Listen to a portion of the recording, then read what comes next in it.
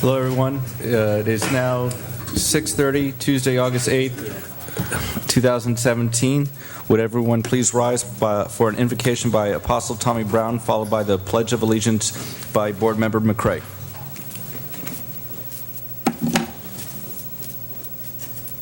Gracious Father, we thank you and we bless you and we honor you. We thank you for our city. We thank you for our mayor.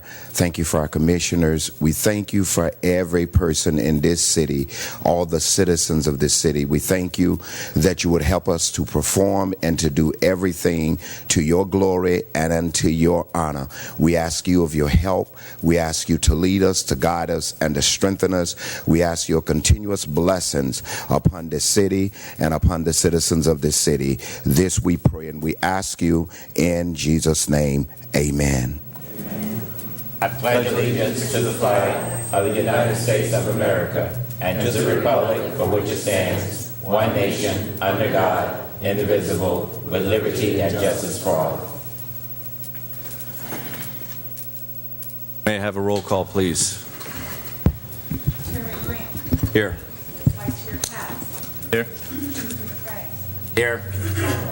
Present. Any additions, deletions, or corrections to the agenda? I'd like to add under announcement C that we have a new Deputy Executive Director, Tui Shutt. So have her come up and she can do a little introduction. Yeah. It's not yet. Not yet. Announcement C. May I have a motion to approve as amended? So move. Second. All those in favor state so by saying aye. Aye. All those opposed? Moving on to legal. Hello, but I have no report. Okay. Informational items and disclosures by board members and CRA staff. I'll begin. I attended the Seahorse Project. I was on Splashdown Divers. And then I went to eat at Cafe Infusions, which is located in the Community Caring Center's Secret Garden Cafe. And I did go eat at Boss Tacos today, which is on the consent agenda. Vice Chair Katz. No disclosures at this time. Board Member McCrae. Thank you, sir. I have no disclosure, but to commit Board Member Romulus, I did not say good afternoon, good evening. Thank you. Board Member Romulus, good evening. Good evening to everyone. Hello. I have nothing to disclose, but I'm happy to be here. Thank you. Board Member Casello. Yes, thank you, Board Chair. Today I attended the roundtable for the opioid crisis. It was attended by, put on by Vice Mayor of the County Commission, Melissa McKinley. It was well attended. We had the President of the Senate there, Joe Nadron. We had the Appropriations Chairman there, Jack Latvala. And I tell you, there was numerous state representatives from all around the state that attended, along with senators. They almost had a quorum. They could have had a session right there. The room was packed, and we had about a good 2-hour discussion on how to address this and how to approach it, and it was pretty informative. Thank you. Channel 12 gave great coverage, too, of you all sitting up there. I looked at it. Thank you. Okay. Seeing no more informational items, moving on to announcements and awards. First is CareerSource March Career Expo update.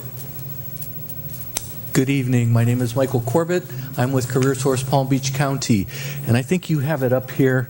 We had 21 companies at the March 23rd job fair, 141 attendees, career seekers, and we had 22 placements so far out of that. So 5 months later, which is really good. I'd love to do another one with the CRA in the city next March or April, and I think we would have similar results with that event. Thanks to Bonnie and Teresa for doing that, and Michael for pitching in and supporting the event. Any questions? Thank you. I would like to say that I was there. I thought it was very informative. And I guess my only other question, is there a follow-up involved? In case someone missed the event, is there a way for them to see the employers that were there to see if they can get that information? Any job seeker's welcome to call me, and I can tell them the companies and the types of openings that were available that day. Besides that, we do 35 or 40 career expos every year, so there's no shortage of events for them to come to. Thank you so much. You're welcome. Next, we have 2017 Project Seahorse recap. Tracy Smith Coffee, Marketing and Business Development. I'm here to discuss the Project Seahorse event that we had. We once again partnered with the City of Boynton Beach Recreation and Parks Department, the Palm Beach County Parks and Recreation Department, and Project Seahorse for Kids. And this event took place, it started on July 10th. The kids learned how to swim. They learned how to brush up their swimming skills, and then they taught them how to snorkel. And we had 24 10 to 12-year-olds from the camp program that participated. So they learned how to swim on July 10th, 17th, and 24th, which they learned how to snorkel as well, with the swimming and snorkeling together. And then we took them out on July 28th for a snorkeling experience at the Loftus. We had a really good turnout with that. We had a lot of volunteers. The mayor volunteered. We had the Marine Patrol volunteered as well. We had News Channel 5 out on the Marine Patrol boat. The Palm Beach Post was there on Starfish Scuba, which Starfish Scuba and Splashdown Divers both donated their time and their vessels for this great event.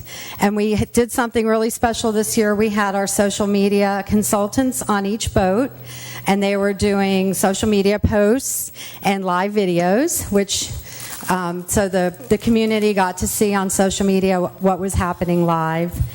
And then we brought them back to the marina and had a barbecue where we had a presentation for the parents and pictures to show them of their kids snorkeling under the water, and you could see some photos up on the screen.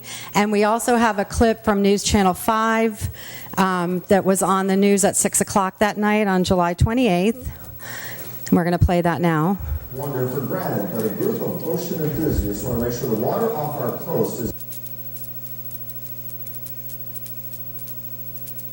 how one city got involved. 24 summer campers grabbed a snorkel and headed off for the type of adventure you can only have in Florida.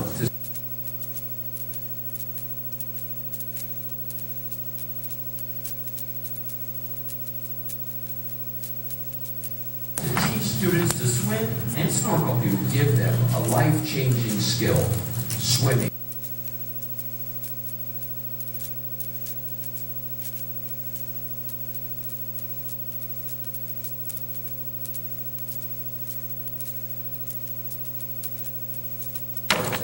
Fish overwhelmed Geo, one of several first-time snorkeling. The idea is once the kid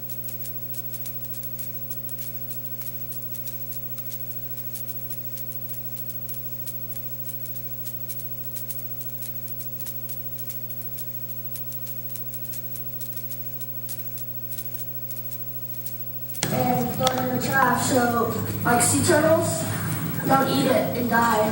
The turtles and more will be in good hands, because each student was able to keep their snorkel, mask, and fins after this dive. In Boynton Beach, Charlie Keegan, WPTV News Channel 5. So I can say it was a very successful event. It's our third year, and we're looking forward to our fourth next year. We're adding different components in each year. This year we had an educational component to teach the kids about some sea life. They learned about the octopus from a marine biologist from FAU. So next year we're going to have some more educational programs to teach them more about the marine ecology and fish life and treating Mother Earth in the way it should be treated. So it's a great event for the city. Tracy, who took the pictures underwater? They were great photos. Those pictures are a sponsor. She donates her time for the day. Her name's Sarah Edwards, and she dresses. I have a funny story.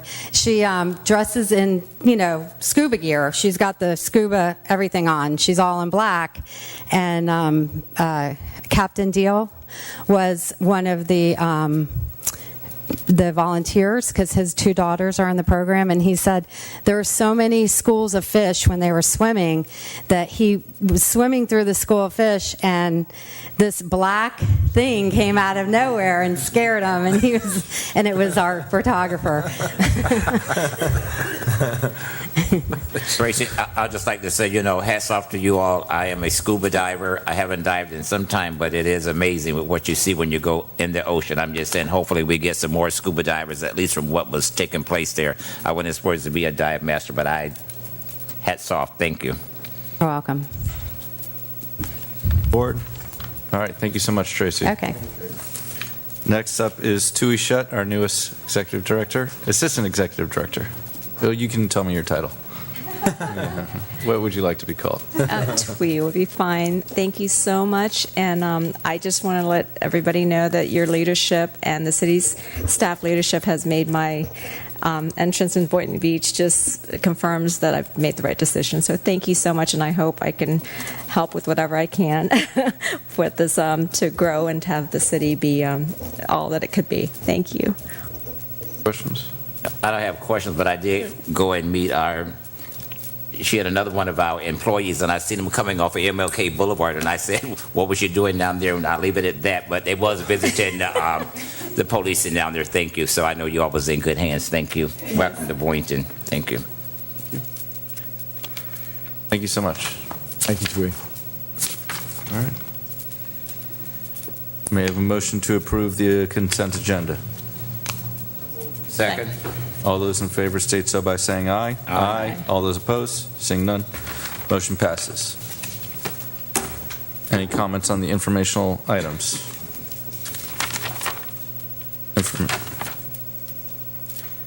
Seeing none, moving on to public comments. Each speaker will have 3 minutes, and please state your name and address for the record. All right, seeing none. Moving on to old business. Neighborhood Policing Program third quarter reports for full year 2016-17. Yes, Board, the item before you is the third quarter update and neighborhood policing program reports. The Sergeant Deal and Officer Paramore from the program are here tonight if you have any questions. They've given you a pretty detailed outline of their daily calendar, also some of the activities that they've been involved in throughout the third quarter in great detail. But they are here if you'd like to ask them anything specifically. I would not like to ask y'all anything specific, but I would like to say to you all, thank you for learning how to give a report like a report is supposed to be done. That's what I like. When I say a report, I like a report. I don't like a newsletter. Thank you, gentlemen. All right. All right. Do we have someone in training back there? Officer Garofalo. He is interested in the upcoming position if it's approved by the board. Yes, he would like to be the third officer in the CRA NOP program. You want to have him introduce himself? Sure, please. Officer.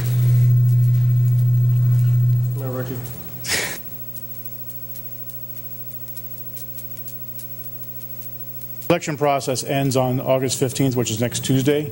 So we're still in the process of going through the selection process, but he's one of the candidates. Hello, I'm Officer Gary Garofalo. I've been with Boynton Beach for about 18 years.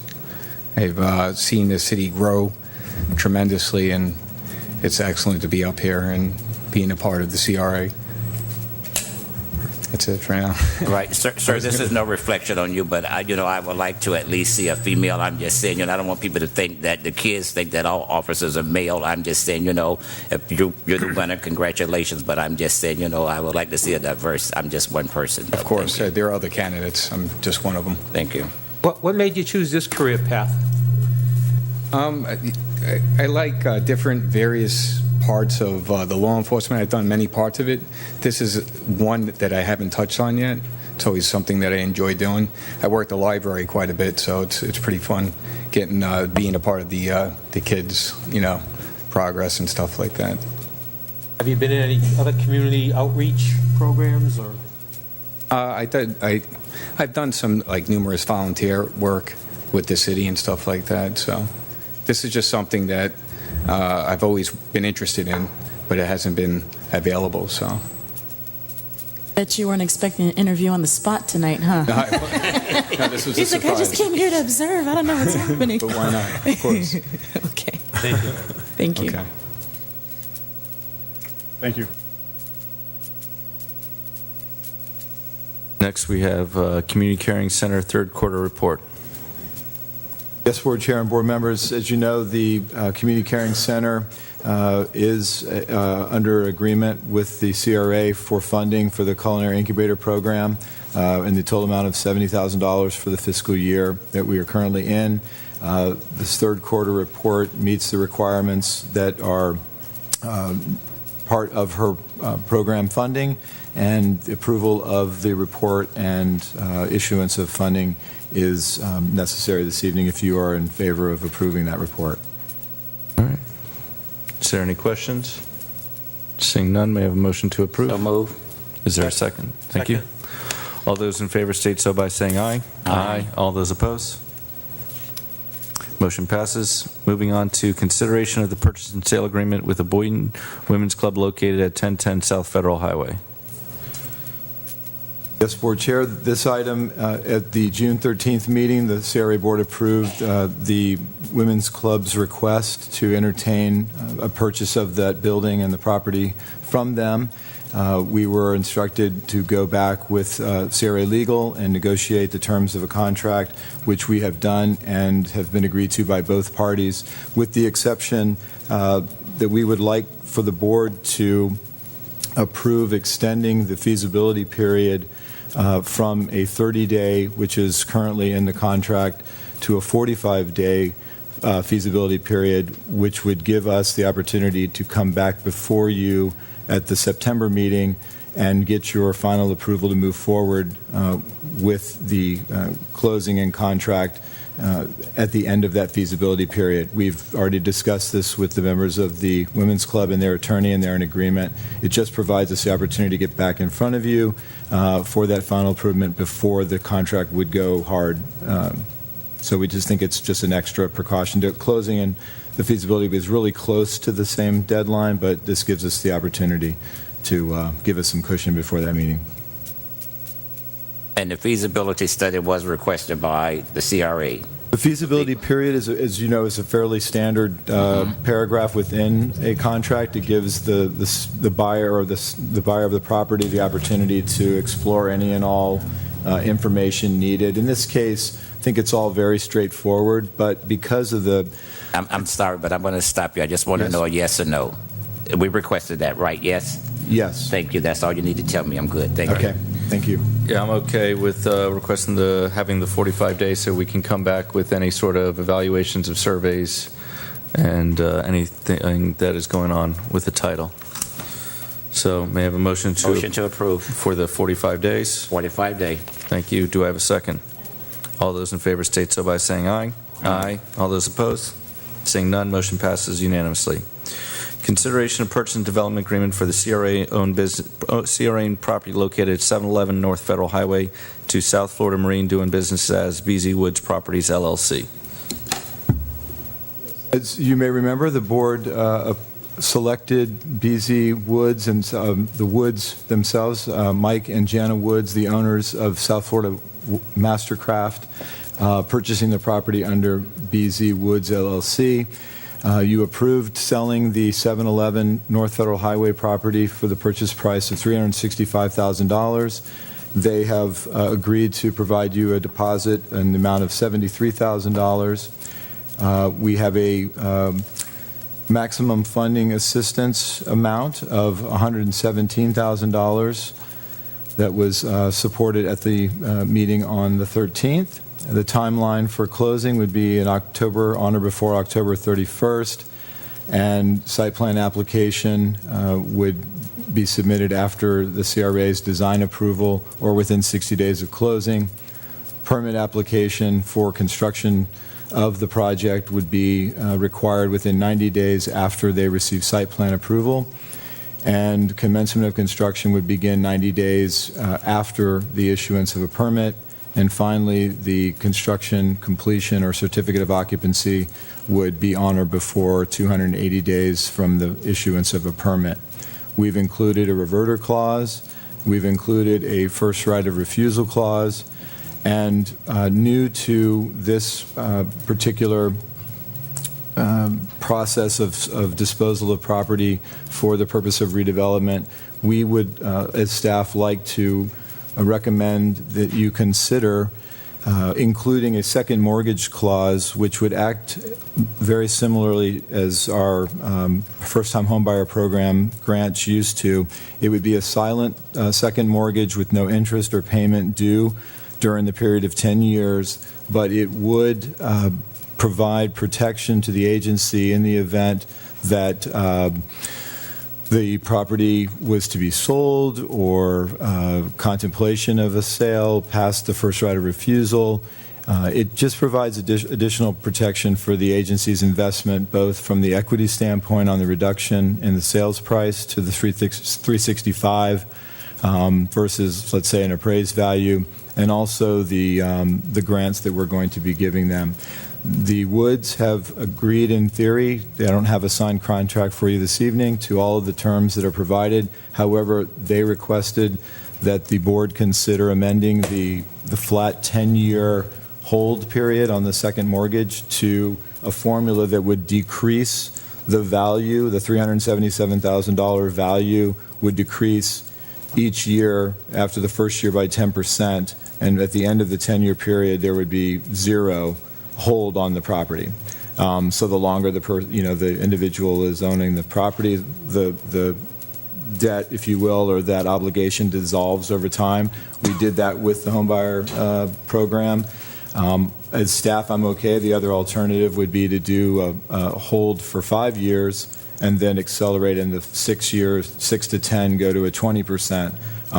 So those first 5 years, that whole value is secured. And then at the beginning of the 6th year, you start decreasing, and then it ends up at 10. It's absolutely the board's decision on whether to do a clause at all or what formula, if any, you'd like to entertain. Personally, I like the one you just explained, 5-year, then we can decelerate it over the last 5 years after that. I think that's a fair assessment. My question to you, Michael, is that with what you just said, I'm just saying this is making sure that we are covered. I'm just saying and protected. I'm just saying I need to really, as counsel, this is worthwhile for having it in this clause, right? In this contract?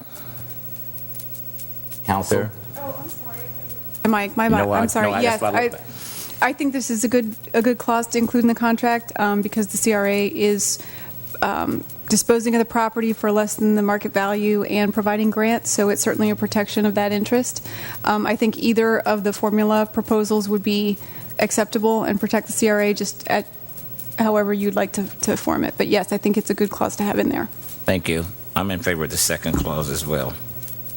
Also, I saw that our two options of the 7.5 feet of right-of-way along the southern boundary, is that, and I would also like to include that in the agreement. And I know that there is the city-owned property on the west boundary between the FEC line. Is that already abandoned? Yes. So what CRA staff has been working on during the time of contract formulation and negotiation is to go through the city's alleyway abandonment process, which has formally been initiated now with an application, and the fee has been submitted to abandon the 20-foot alley to the west or up against the railroad track portion of the property. That is taking a separate track than the sale of the property, although it will all come together at the end for the Woods when they do their site plan application. So what we would like to do also is the dedication of the right-of-way, the property, the 7.5 feet, would be a motion that would be included in tonight's item that would actually be dedicated prior to the closing with the Woods. So when they receive the property, they're only receiving the property that is remaining and not having to go through the process of that dedication on their own. So everything will be taken care of from the dedication standpoint. And in that 7.5-foot dedication, you will see improvements of the curb and the sidewalk that would not be there, I guess, on any other kind of a case. So I think gives the opportunity for future growth of Sixth, and it'll be they'll gain land to the west to expand the property and the improvements. So I'm okay with the rest of the board to include the accelerated at the end and have the 7.5 feet of the south property line included to be a right-of-way dedication. If I could recommend that whoever makes a motion, we have two separate motions, one to do the dedication of the right-of-way and then one to approve the terms of the sale. Okay. Mike, just one quick question, Board Chair. Mike, does that Vice Chair, cost you're us, next. is there an extra cost to CRA to go through this, the dedication and taking that land? Dedication, yeah. dedication, no, other No? than the cost of survey. Okay. The alleyway abandonment has cost us a little survey cost and a $750 application. So that's about where we are, about $1,200, I would say, overall for the abandonment. And that gets that off of the responsibility of the city, so it's kind of helping two agencies as well in one move. You bet. Vice Thank Chair. you. I know that when we talked in the past about the alleyway abandonment and the road or sidewalk improvements, Director, you had said there's the possibility that the business could come back and request additional funds with regards to those types of upgrades. Is that still a possibility? I would say I have not heard anything from the Woods that they would be coming and asking for any additional funding. They have been, I think, very well educated by the city's process and their pre-app meetings, as well as by CRA staff, that this would be improvement that would be required of any new development, not just something that would be owned by us. And I think that I can't speak for them, and certainly they may decide to request additional funding in the amount of whatever that cost is, in the $20,000 range perhaps. But I think that they are also very conscious and grateful for the amount of funding that the CRA has provided, both in equity and in grant funding. I think it's something that they're willing to absorb. I haven't received any we haven't had any lengthy conversations or resistance to that at all. I think it's kind of an accepted fact at this point. Yeah, I won't go so far as to try to add language to the agreement, but I would just state that given the amount of investment the CRA is already making in the property, that should they decide to come back and ask for additional funds with regards to any of the sidewalk or roadway improvements, that I would emphatically state that we should not invest any further money, because I think they've got a pretty sweet deal as it is. But otherwise, I support what the board's already stated. Board Member Romulus. All right, so may I have a motion first on the 7.5-foot dedication of the south boundary line to the city of Boynton Beach. Motion to approve. Is there, all those in favor state so by saying aye. Aye. May I have a motion to approve the second clause? Yes, Michael. I just want to make sure, Board Chair, that you specify which of the forgivable or second mortgage clause options you'd like in the motion. I think. Yeah, that's what I was saying. The second option that you gave, which was the 5-year, and then the accelerated clause from year 6 to 10 at 20%. Thank you. So moved. Second. All those in favor state so by saying aye. Aye. Moving on to item E, the status of the purchase and development and TURFA with Ocean One, Boynton.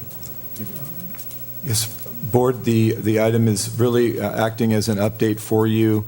As you may remember at the July meeting, the negotiations continued on several points with the purchase development agreement and the TURFA. Both documents were approved by both parties seemingly at that meeting, and Tara left the meeting instructed by you to make the corrections and the revisions necessary to have those documents executed and right back to you for execution. We talked to Bonnie Miskell's firm today, and with vacations and other things that have happened since the July meeting, they have not had an opportunity as a team to all sign off on those revisions that Tara provided based on your direction and at the meeting in July. So I'm understanding that there should be no issue, but they just have not executed as of now. So we'll bring you an update in August, hopefully in September, with the contract to execute, unless there's any other direction that you want to provide as the board. So we, in essence, tabling this because they haven't signed it or haven't had a chance to look at it, or was this just a formality? It's just, we put it on there because we would normally have brought it back for signature, given that you have already approved it, but since they're still looking at it, we just wanted to update you on where that was. We don't see a problem with it, but we just felt it was appropriate to put it on the agenda to update you where the status was. Thank you. Any further comments? Seeing none. Moving on to discussion and consideration of renovation or demolition of CRA-owned property located at 1110 North Federal Highway. This item is being brought back before you, Board, to provide you with some analysis that staff has done and also an opportunity to direct us on your wishes whether or not the further investment into the building at 1110 North Federal Highway was purchased, and we weren't sure at that time exactly, other than to get a foothold for a good price on the corner of Martin Luther King Jr. Boulevard and Federal Highway, as an identified CRA plan objective and redevelopment corner, which is the aerial of which is on the screen for you now. Due to the low count of parking that exists there, it is a non-conforming layout for active retail or reuse for a business or office. We had talked at one time even with Michael Corbett early on about perhaps using that as a satellite office for their veteran career recruitment. But again, given the current regulations involved in reopening the business after the length of time that it has been dormant, we will not be able to meet the codes. There has been some discussion by CRA staff with city staff as to the possibility of perhaps allowing a use like the neighborhood officer program office. As you have been, as you know and are updated in your agenda cover, we have 1 year left on our lease currently with DJV Development at our location on Martin Luther King Jr. Boulevard. So as a staff, we want to kind of look to the future to see what directions you may want to take there. In order to improve this building to meet the current codes of all of its mechanicals and electrical and structural, we're looking at probably somewhere in the $185,000 range to bring that property into a useful state for something like a neighborhood officer program. This building we purchased for $171,000 for the property, which in the current appraisal of properties around it was a good purchase. It was a good opportunity as far as land cost, if nothing else go, and provides us one of the 3 properties on that corner. But I think if you are looking at kind of a cost-benefit analysis, putting the acquisition cost plus an additional renovation cost into this site only for the hope of future redevelopment and then having to eliminate that investment at some point for a redevelopment project, you may want to consider other options for a relocation of the neighborhood officer program. Either keep them and extend the lease next year when it comes up, or as I just kind of randomly suggested at the last meeting when we talked about the RFP for Ocean Breeze East, that we might consider including new space in that development if the board selects a developer of some 1,000 or 1,200 square feet near their business office or as part of their leasing office or main corporate office there with the complex, that might be something you want to include as a condition of approval there, and certainly get the construction done much cheaper with a new building and on Seacrest. There has been some reference to, trying to get I think the exposure of the neighborhood officer program onto either Seacrest or some other avenue than Martin Luther King Jr. Boulevard, but of course that falls in line with the direction of the board. Michael, I have a question. You keep saying lease agreement. How much are we paying a year? I like to hear figures. $14,400. $14,400. Okay, and we bought the property for $171,000. And you said to bring it up to quotas to be $185,000. We're looking at total investment of $356,000. Yes, sir. What can we use the property for other than if we tear it down? What can we use the lot for?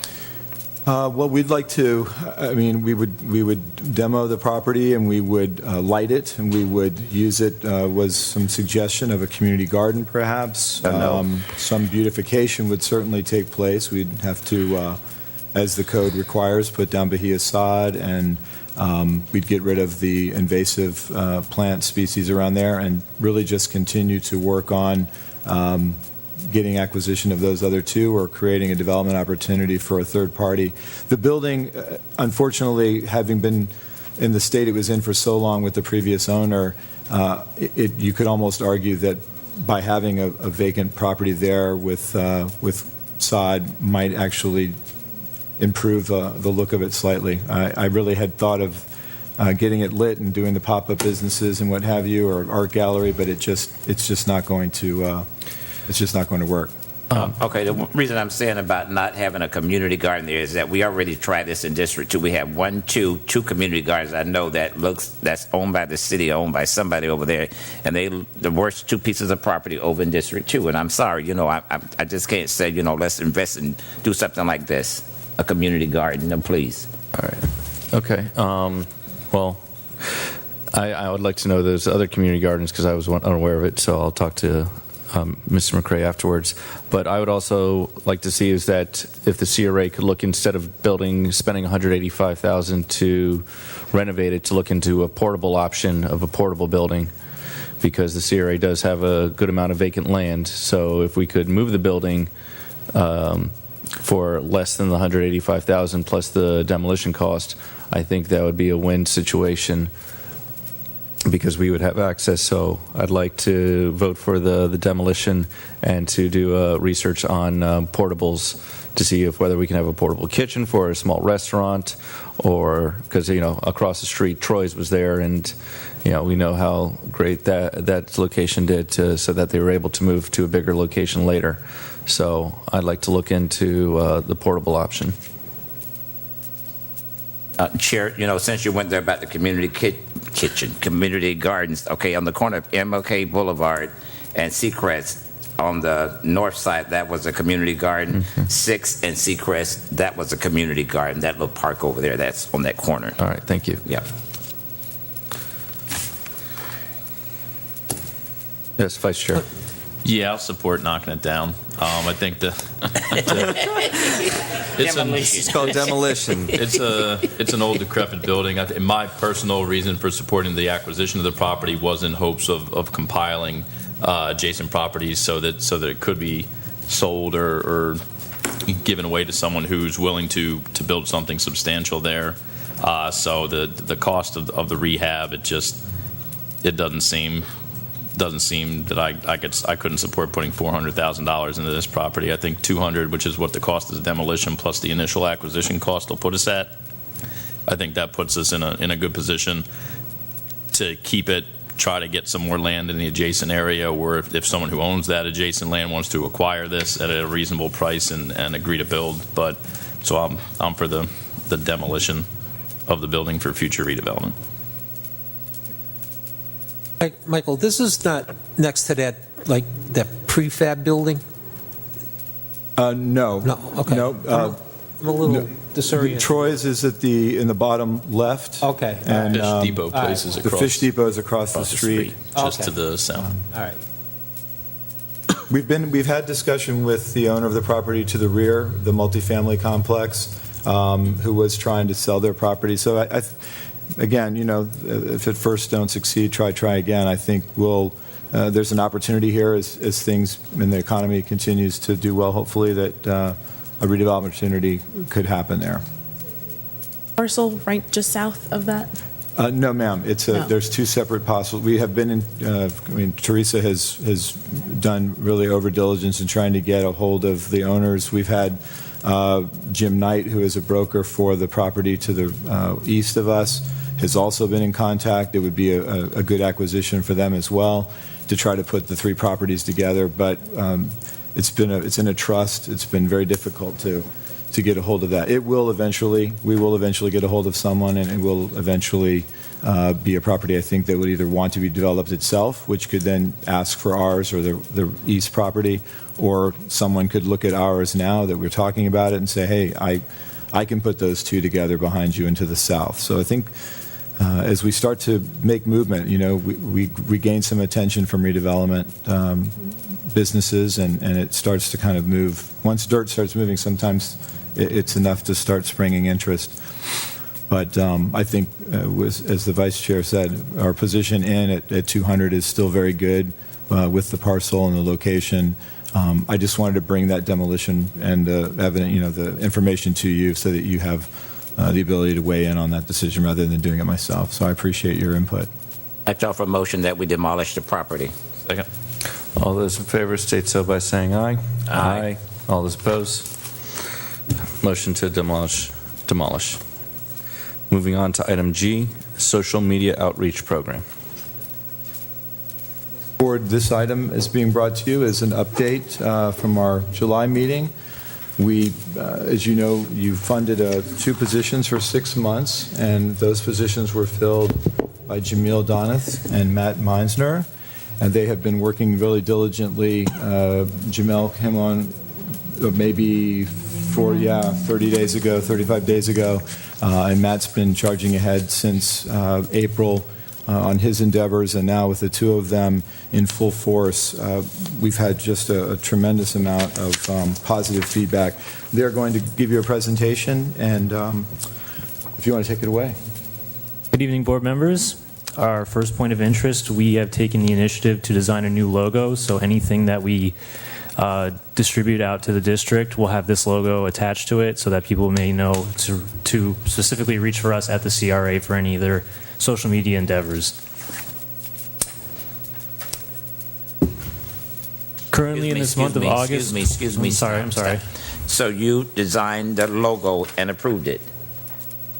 That's what you're telling me? We did. The CRA director did, yes. Okay, all right. I just want to know who gave y'all the stamp. All right, we all thank worked you. together to actually create it. It was a team approach. Go ahead. Currently in the month of August 2017, we have reached our goal of 23 businesses, which include a plethora of different kinds, including restaurants, arts and crafts, and pet services. And for September, we hope to reach our goal of 30 businesses.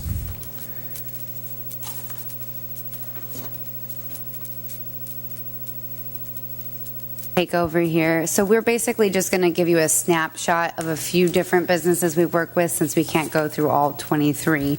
But we're going to highlight the ones that have succeeded the most and that we've worked with the most, starting with Hurricane Alley. They came to us wanting more educational help in starting some of their new social media outlets. They only had Facebook, and they're pretty successful on Facebook, but in the first week, and I think this number is as of yesterday, correct? But in the first week when we started their social media account on Instagram, they went from having 18 followers to 200 and something, and now it's up to 339. So they're doing really well there. As you can see, that was an increase of 1,617%, which is, I know, seems insane, but that's because of the skew there. But also, they're doing really well they just started their Twitter account, and again, they really were looking more for social media engagement than trying to get a lot of new followers to get business. They're wanting to reach out to their current patrons and tell them about events and such. Moving on, probably our biggest success is with the Amanda James Gallery. They came to us wanting help with developing brand promotions and sales, and recently Amanda and James had a installation at Saks Fifth Avenue in Palm Beach Gardens, which is a very big deal for them. And essentially, Matt and I went with her to the opening, or the unveiling, if you'd like to call it, and did live Facebooks, we did Instagram stories, we tweeted, we basically made it a big live event. And that video, as of today, has had 2.2 thousand views, 18 shares, and probably more than 150 likes. And that's a really huge deal. Most of their other posts didn't even reach, especially their video, they hadn't really been doing video, hadn't reached more than 100 views. And I believe the reach for this was over 6,000. So incredible success here. And in addition to that, we actually saw real value attributed to these videos, because they sold 3 pieces of art, 2 that were quite large installations that were at this event based off of the live video that we did with them. And then they've had a few people come into their store and buy things based off of this social media campaign. Okay. Moving along to our next one is Healing Hearts Veterinary. Their primary goal was to increase site traffic, wanting more people to come to them to learn about their services. We took the initiative to develop a blog section on their website, which has also had much success. As you can see to the graph to the right of it, the peaks in the data are the days that they created new content and new blogs and saw the most traffic to their website. So as of now, it is being successful. Because of this, because of the increased information that we have been putting out, they have seen what they estimated a 15% increase in monthly phone inquiries, basically people calling in and asking them about their services and what they can do for them. And this has attributed to, or has increased scheduling of their services as well. So the two go hand in hand. Let me ask you this. When you show them how to use all these bells and whistles and get them up and running, are you also teaching them so they're able to do this on their own? Yes, when we show them how to do it, we leave them with a notebook and basically an itinerary of how they got to this point. So we'll show them how to access the website, how to put the information on there, and how they can use it accordingly. So we do leave them with that, not just do it for them. Okay, great. Yep. Our next business, Bark Avenue, much like Hurricane Alley, was primarily interested in developing their social media platforms. When we started with them, they had lightly touched upon Facebook, and now we've introduced them to Instagram and Twitter. Their following has increased 39% since we have started working with them, and a lot of it is actually attributed to what they're doing that we left them with, not just any content that we're posting for them. And below that, you can see the metrics on their Facebook. There's 230% increase in engagement, 400% increase in reach to the people that they're putting content out to, and we have shown them how they can use videos as an asset, and because of that, they really enjoy doing that, and there's almost a 10,000% increase in video engagement for them. Okay. Moving forward, what we're really trying to do now is cross promotions, and this is basically getting not only organizations that we're working with within the social media outreach program, but within our district and also within Boynton Beach. So one that's coming up actually this Friday, we've coined it Grilling on the Boardwalk. Essentially, the Boardwalk Italian Ice and Creamery is doing a grill out where they want to do fried foods and hot dogs and such, and they're teaming up with Del Sol, who will be providing the baked goods, the buns, etc. So they're going to be doing a joint effort on social media where if you come to the event and you hashtag Grilling on the Boardwalk, you get 10% off the items, in addition to getting Del Sol involved with the Facebook page. They're sharing it on their Facebook page and on all of their Instagram and Twitter accounts. So that's going to help both of them, and then hopefully be able to double the reach of the businesses and the events. And then our next one that we're working on is with Bailey's Blends and Artsy Living. And essentially what they're trying to do is create a Boynton Beach version of Palm Beach Rocks. I don't know if you guys are familiar with this growing trend in Palm Beach where people paint rocks rocks and decorate them and then hide them in places, and whoever finds them, it's their responsibility to sort of share the love of the community and spread it around.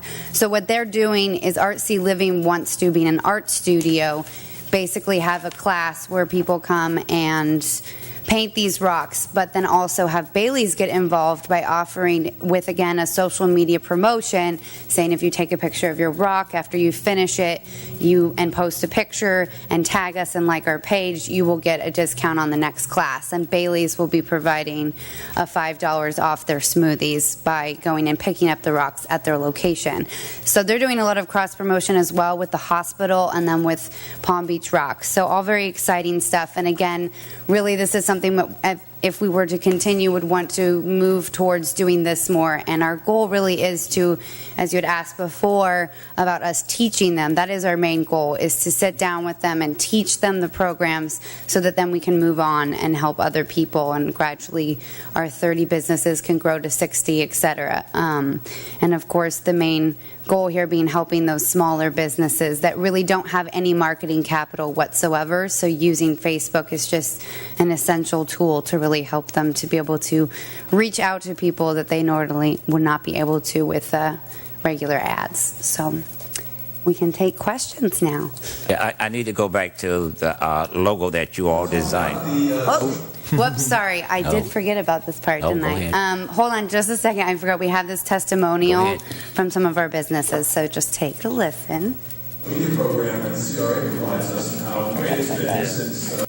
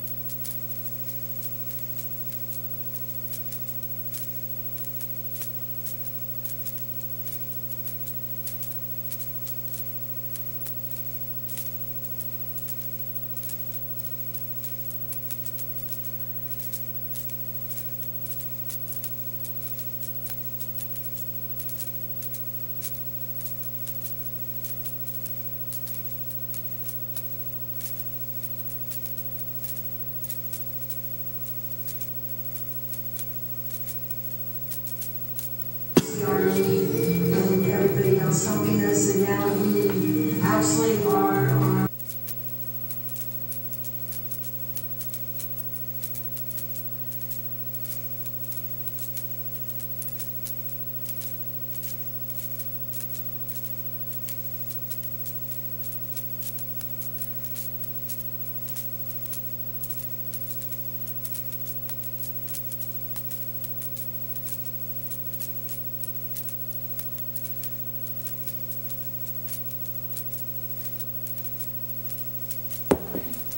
Now we can take questions. Thank you. Thanks, guys. Thank you. Okay, I'm getting back to the logo and what you all gave us, okay? Now, you have two different types of logos that you're showing me. You're showing me this one, and up top is another one. Which logo is the one that you all going to be using? It's the one in the middle. The one in the middle, yeah. Okay, that's the one in the middle. All right, I was a printer, so I'm gonna be kind of critical. So what you all need to do is whatever your logo is, continue with it all the way through your whole, whatever you give people. The reason I'm saying it is right here, your trees are cut off on the top that y'all gave us, okay? And you got busy going down. Okay, if it's gonna be a simple logo, keep it simple. Okay, I'm through on that. Let somebody else talk now. Thank you. All right. Thank you. After seeing the testimony, very happy that we invested in this project. I know that we give money for the economic development grants, and this seems that this is the extension of that, so that we don't have businesses set up to fail, that they're coming into the CRA and then they don't know anyone. So I appreciate what you're doing in helping these new businesses get involved in the community. Any other comments? Vice Chair? Yeah, I'd say that I like the potential for the program. I think that if I had to choose, I like this more than basic economic development grants, because that just kind of covers some of the startup costs, and it doesn't necessarily help a business become more successful or grow or expand. It defrays some initial costs.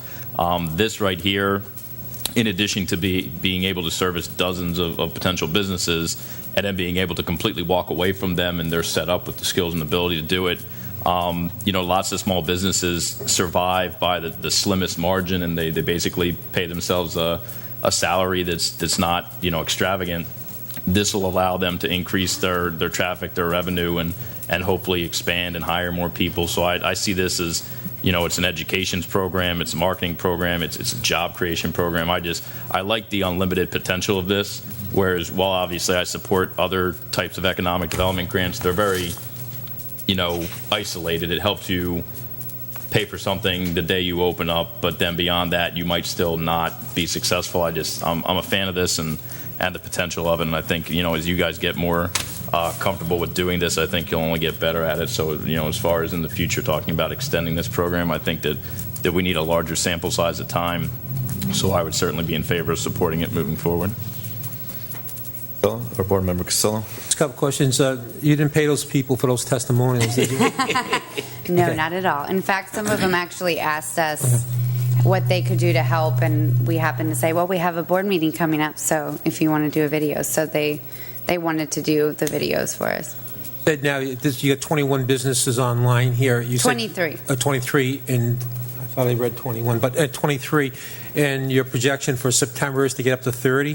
What's some of the other business that you might be going after? What are you pursuing? Well, we obviously want people to reach out to us, but we actually just in the past week, we're getting 2 new businesses involved already. We have a pizza place and then a waxing and beauty studio. So we're trying to really reach out to those that we think need the most help. We started by looking at businesses that already were receiving grants, and now we started a campaign to actually promote the program itself on our VCRA websites and make sure that people are aware of it, because that's the big thing right now, is that a lot of people don't know this program is out there.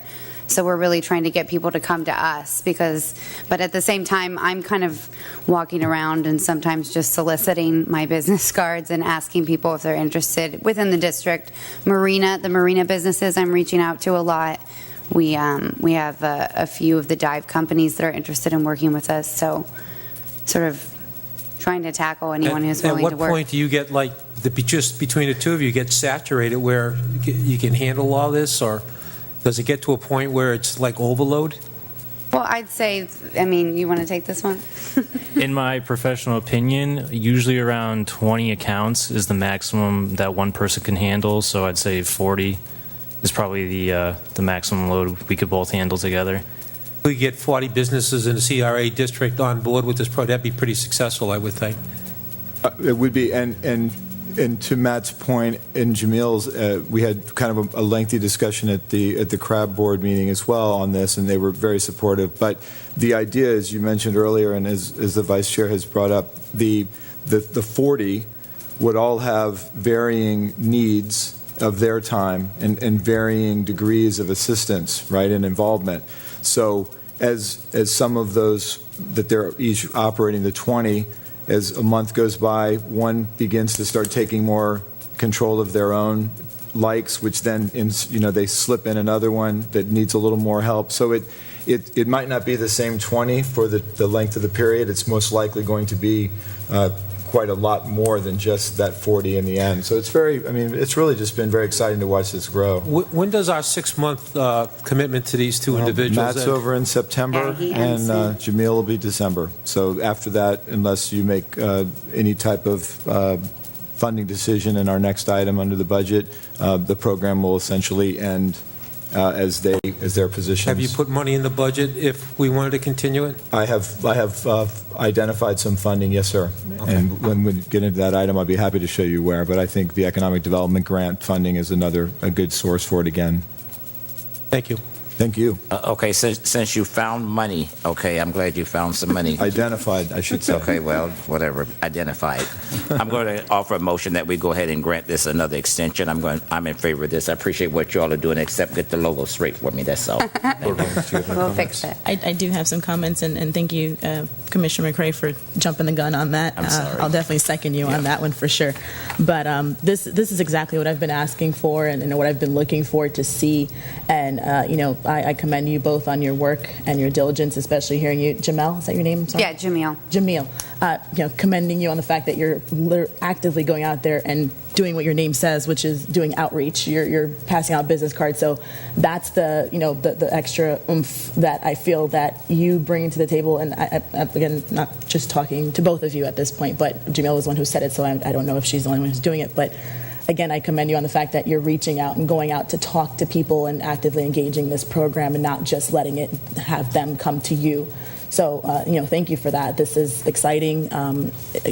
Small business owners, again, have the weight of the world on their shoulders. And when they have somebody come in for free and help them, put money in their pockets and expand their business, it's a big deal. So, I'm proud of Boynton Beach as a city, as a CRA, that we're engaging in this activity. I don't really know many other cities that do this for their business owners. So, I'm proud of us for being engaged in this, and I hope that if the board is willing, that we can continue this program, because I really see the potential for it and how we can truly make this a great city for residents and business owners alike.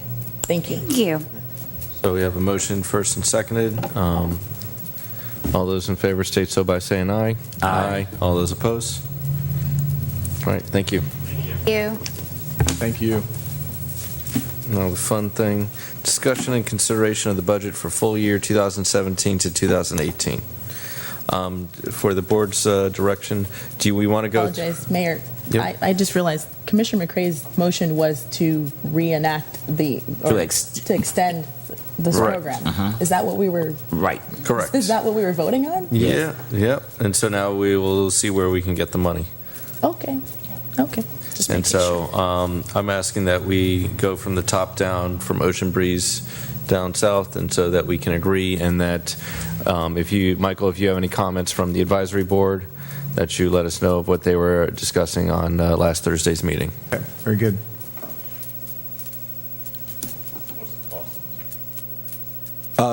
It would be, we're estimating around $80,000-$85,000 at the current part-time rate. If you determined that it was to go to a full-time employee rate, it would be more in the 110 range.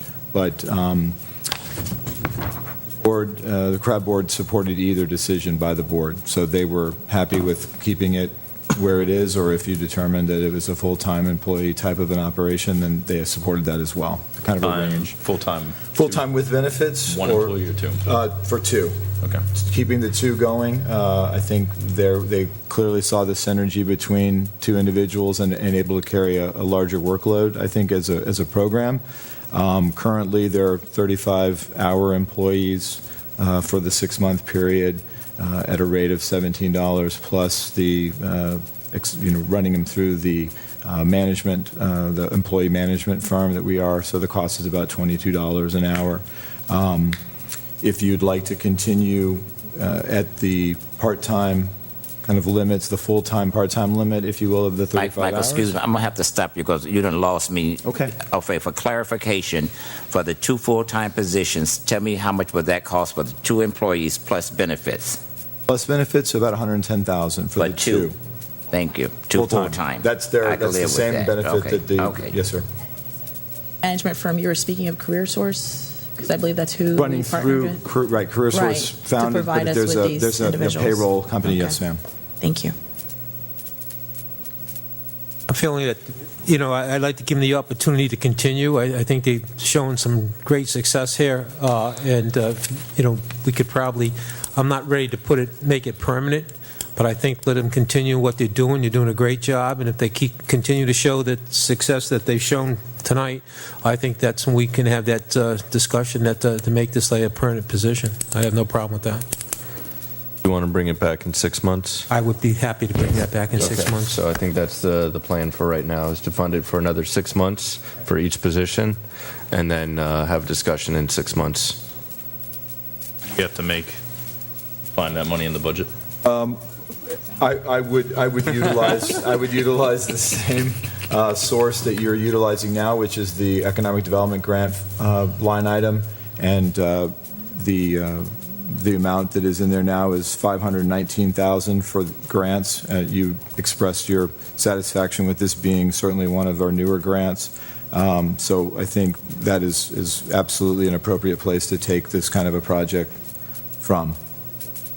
You know, and I just like to say, this is a way you sell a project and sell a product, is you get people that's enthused about doing what they like to do, and they go out there and beat the bushes. I'm just saying, I don't like people sitting up in the office and making phone calls, say, that's another one I didn't get, and just put an X by it. I'm just saying, beat the bushes like you're doing, appreciate it.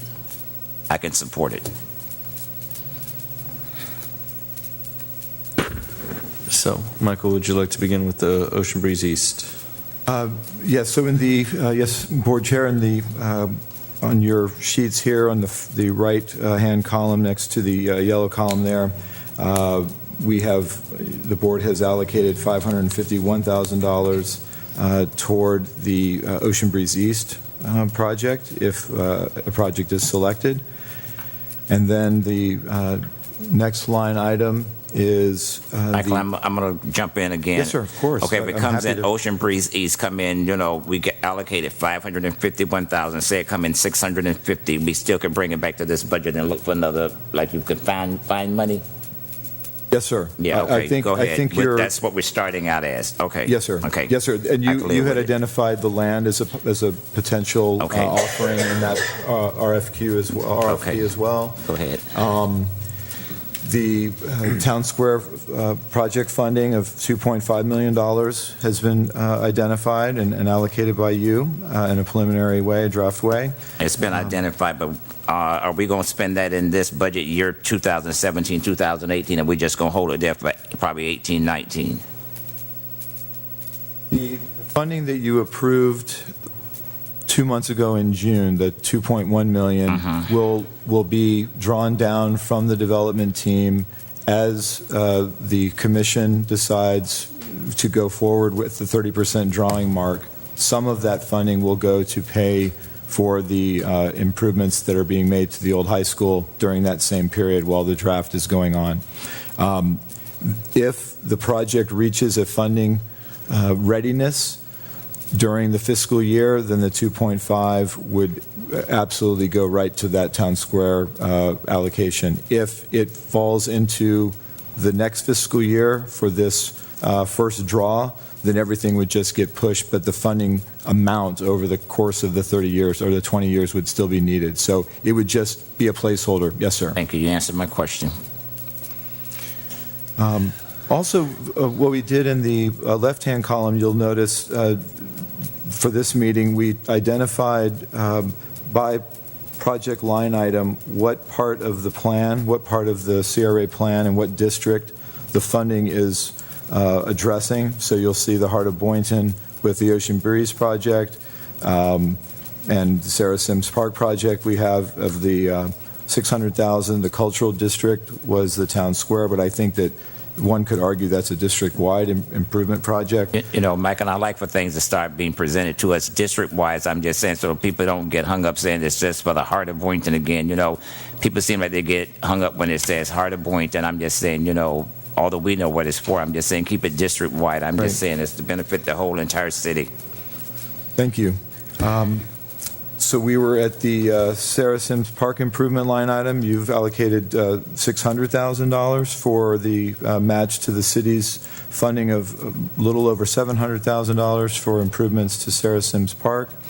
The MLK corridor redevelopment line item is a total of $1.2 million.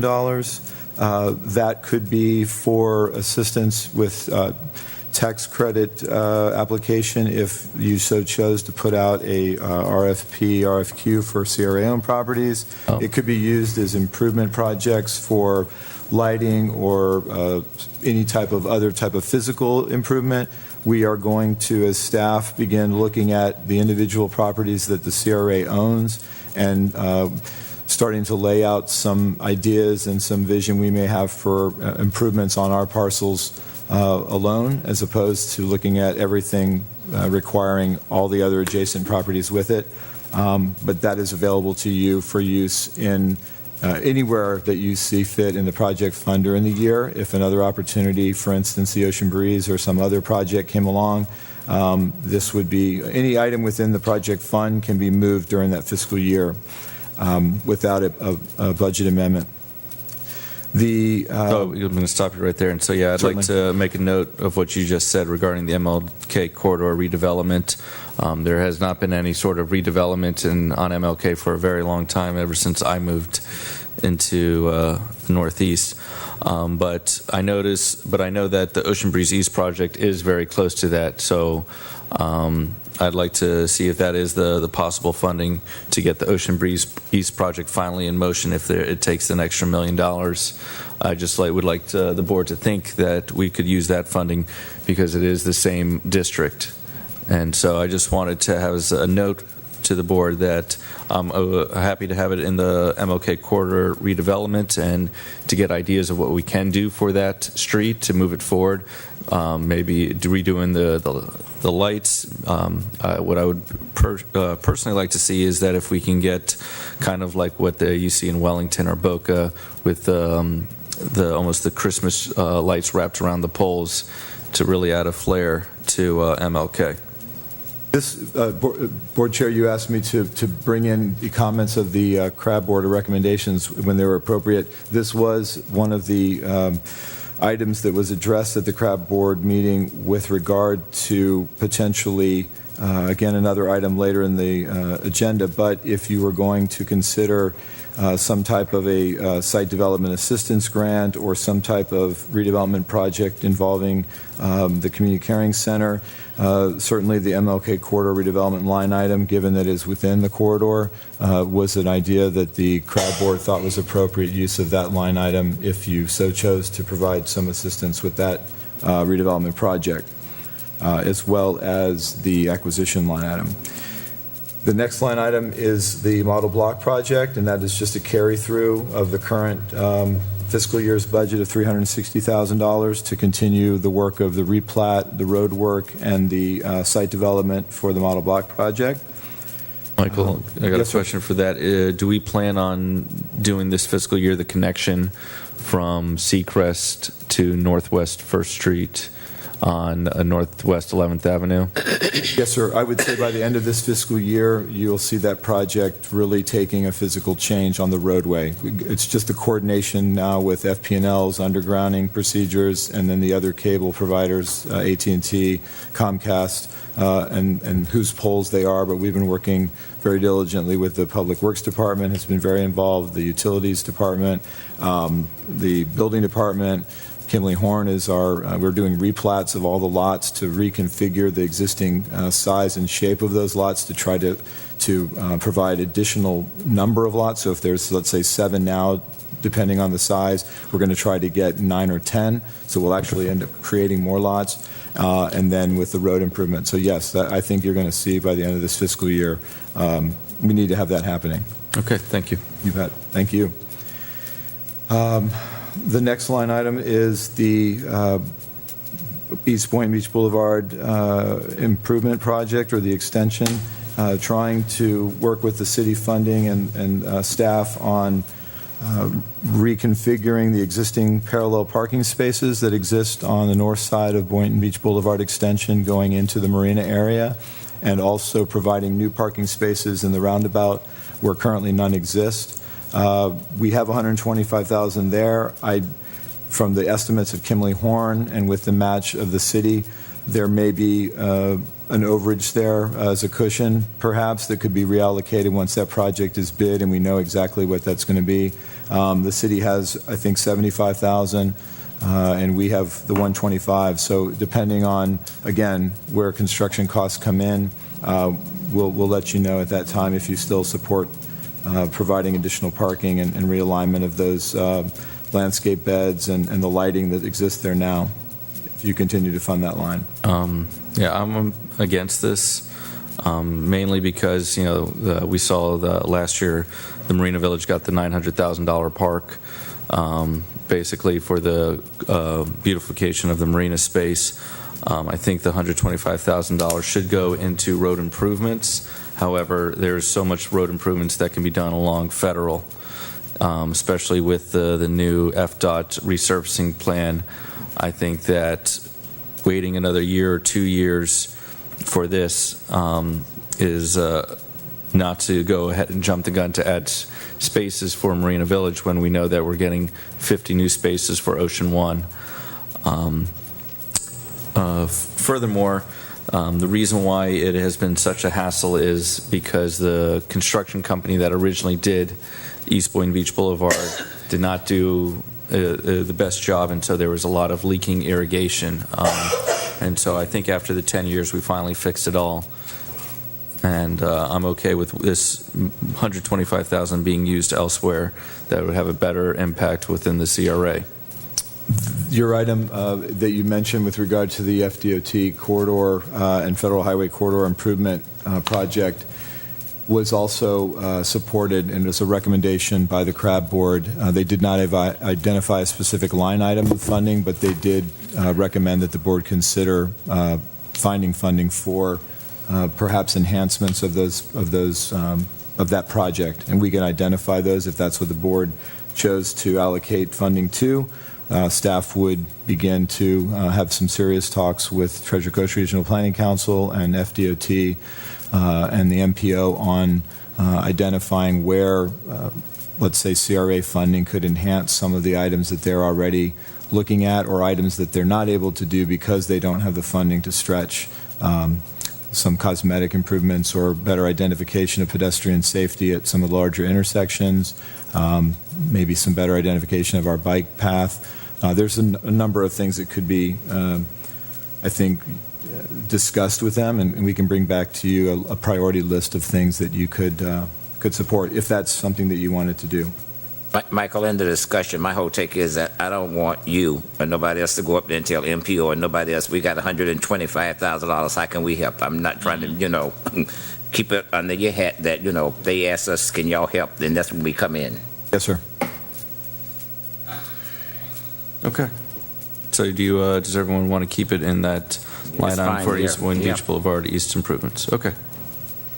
That can be moved out at any time, right? Well, no, because I'll let Michael finish. Yes, the only thing I would say to you is that if you are serious about reallocating, and I'm going to use that word because it sounded, if there was support for that and not to do the improvements or match funding, I think the city is still going to do the improvements that are necessary from a risk management perspective on those raised planter beds. They were going to do those regardless of our kind of additional assistance to get some new parking in that roundabout. If you can use this now, perhaps as a placeholder, but we would not want to bid the project or go through any design cost of the extension project if you really wanted to use it for FDOT. It will take some time to get together with FDOT. You don't have to release the information to the builders or design firms on the construction project for East Boynton Beach Boulevard if you don't want to make a decision tonight on how much exactly to put toward FDOT. It's a number of ways to handle it, honestly. You can, depending on the consensus of the board. Yes, sir. Absolutely, you can. Okay. Yes, sir. Thank you. The next line item is our acquisition line item, and currently going into next year, you would have $766,000 for acquisition of properties. Right. How much did we spend last year for property acquisition? This line item going into this year's budget was about $1.5 million. So we've spent about $800,000 in acquisition. Can bring you an updated report at the next meeting if you'd like, or email that out. Just shoot it to us. That's all. Yeah, keep going. Yes, sir. The Cottage District project, we're just kind of pushing through the existing funding for more site information work, potential design work of $70,000. The special events line item of $578,000 is was allocated by the board as a draft budget thus far. You have the Women's Club. No. Let's go to special events, community grants. I know we don't have anything in there, but tell me, how does that work? I'm just saying they put on an event, then they use our money, then they pay us back, right? As of this upcoming budget year, both the CRA Board and the CRA Board thus far has not supported our traditional special events grant for nonprofit or for-profit organizations to utilize to put on a neighborhood event or some other type of special event that met a list of criteria that you've provided them. There was other places that $20,000 got reallocated in your budget to fund. One of the things that we've talked about throughout the year with those grants and the applications that have come before you, there's been I think a stretch of our intention under the grant, perhaps, as a desire of economic development and special events that would spur a return toward existing businesses in the area, and turned into a little bit more of a community building type of a grant, which, as I mentioned during the year, we'd like to stay with a more direct cause and effect type of a grant with regard to special events. It's already a category that the state, that and marketing, believe it or not, are two that the state looks at, I think, more with a more critical eye than other projects that are. You just said that the state looks at it with a more critical eye. Go to the next thing now. Okay. The Women's Club renovation line item, that's of $200,000 for renovations of the existing building that are identified in your proposal for acquisition. Michael, are those pressing for this for next year? There are some, yes, sir, that will be. There are some improvements, flooring improvements, and refinishing. Done ASAP? Yes, sir. And we will definitely be applying for grant funding, as we did, as the Women's Club did, and was successfully obtaining as we go forward with those renovations. Some will be done without a grant, and others will be done hopefully with grant. Then the next line item is between the rollover and new allocation of funding. That line item for economic development grant programs is at $519, minus the funding that you just allocated, or including the funding you allocated for the social media outreach program. We had told you as staff that we'd be bringing those back next month, those grant application and guidelines for your review and approval. We are going to take some of the recommendations that the board has made and try to tweak those grants to perhaps spread the funding out over more grant. We know that these are things that are utilized almost every year to zero out that line item. So we'll get into that at the September meeting. Then the next line item are for professional services, which include some site demolition funding, our legal funding for projects, architectural services. This is another line item that, as the year goes on, could be a source of reallocation as you get into a later time period in the fiscal year. The neighborhood policing unit, both the CRA Board and the CRA Board at the last meeting supported the addition of a third officer, so you would have a sergeant and 2 officers if you so chose to fund it this coming year. So now we have a sergeant and 1 officer, right? Correct. Okay. And the addition of a third officer from the CRA staff perspective is certainly intended, at least from our perspective, and board direction is always appreciated, to fulfill the goals that you have for the program as well. But we certainly want to use this additional officer to augment the current functions and services that the 2 officers are providing now. So we end up with 3 officers more engaged and spreading the good work that they're doing. So in the avenue that you all are going now, in your interview, you're not interviewing sergeants. This is what I'm going to ask. No, they're regular officer. There'll Thank be one. you. Go Yes, ahead. sir. Yes, sir. I'm through. One sergeant, two officers.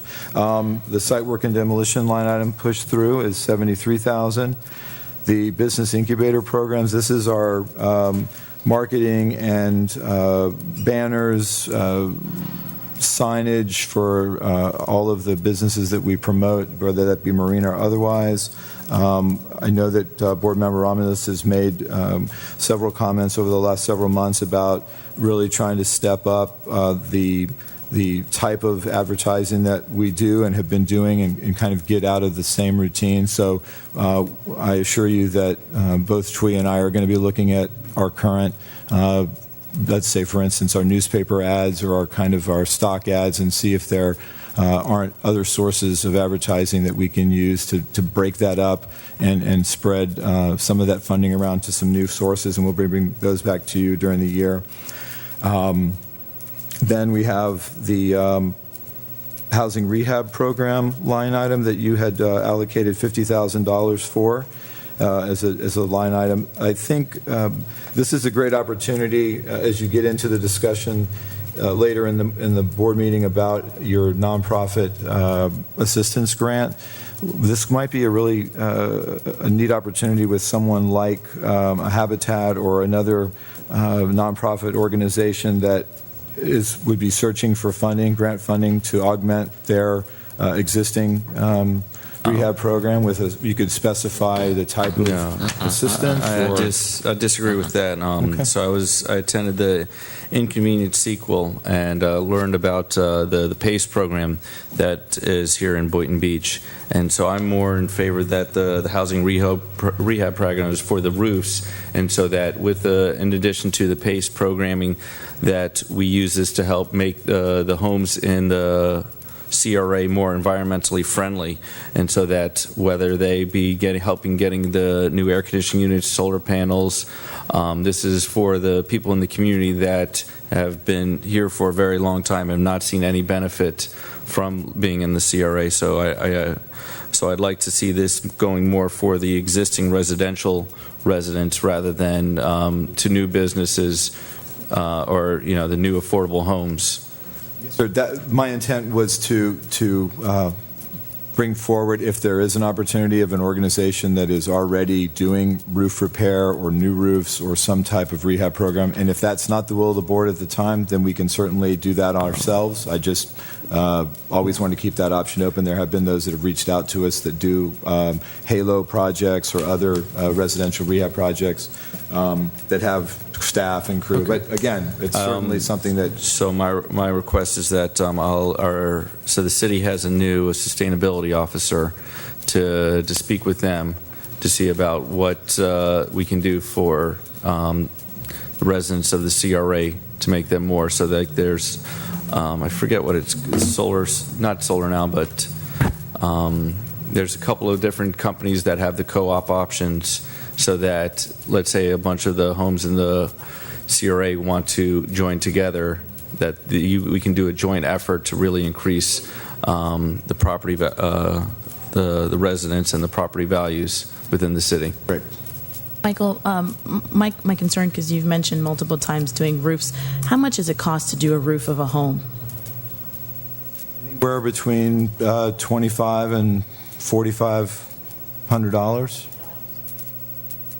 I mean, you have eligible items that I think I would not envision this program as a single item program. I think you, at least in the experience that we've had doing rehab programs over my career, you have eligible items and you have an income eligibility, and you can also even have a senior eligibility category as well as a multifamily, a general age population. It all depends on your criteria, but you can identify 4 or 5 items that if all other conditions are met and the applicant meets those criteria, the item of the most need for that residence would be then addressed. You wouldn't paint the house if the roof were falling in, or you wouldn't necessarily address another item if the house needed painting and all the other eligible items were in good shape. So what we'll do is bring back to you a list of items as the program develops. You'll identify the ones as a board that you feel comfortable funding. We'll identify the eligibility requirements that I certainly think the affordability of our existing CRA housing stock and population is something you want to consider. And but that program will be developed and those identified. And we certainly can look at sustainability. We can look at the PACE program. And we want to, steer people to multiple areas of assistance if we can. Thank you. Thank you. Michael, tonight you use a lot of grants. We're trying to get grants. Who's responsible for seeking grants for the CRA? What individual? Does it fall on one individual, or y'all got individuals that seek grants? Well, any time, from my experience, anytime you can utilize like a career source to find job applicants or do job fairs, that's a proven entity that does a specialized, focused effort and it's successful, for us to begin to create a new program that competes against that would not be as beneficial, I think, overall. So if there were not other rehab programs or other entities that, just like your business incubator, there are several companies and nonprofits that do business incubation. So for us to start a business incubator program and not utilize those existing services, I think would not be as good a value. So that's all I mean by I think it. you're missing what I'm saying. For places where we can get grants, get money for the CRA. We can get grants. Yeah, we can get grants. Not we keep giving. I'm just saying, who write grants for the CRA? Does anybody? The grant applications, you mean? Yes. I think, I was going to say that TWE is... I can help, yeah. There are certain grants that you could probably, staff can probably write. I have had experience with some already, but there's also, there's a grant.gov site that you can go for municipal grants as well, but it all depends when you outsource those. So if you are getting a large amount of money for grants, it may pay you for a certain percentage to hire a grant writer for some of those specific programs, depending on they are. But we have the capacity to try to reach out for some of those municipal grants as well. That's what I like. Thank you. Thank you. Thank you, TWE.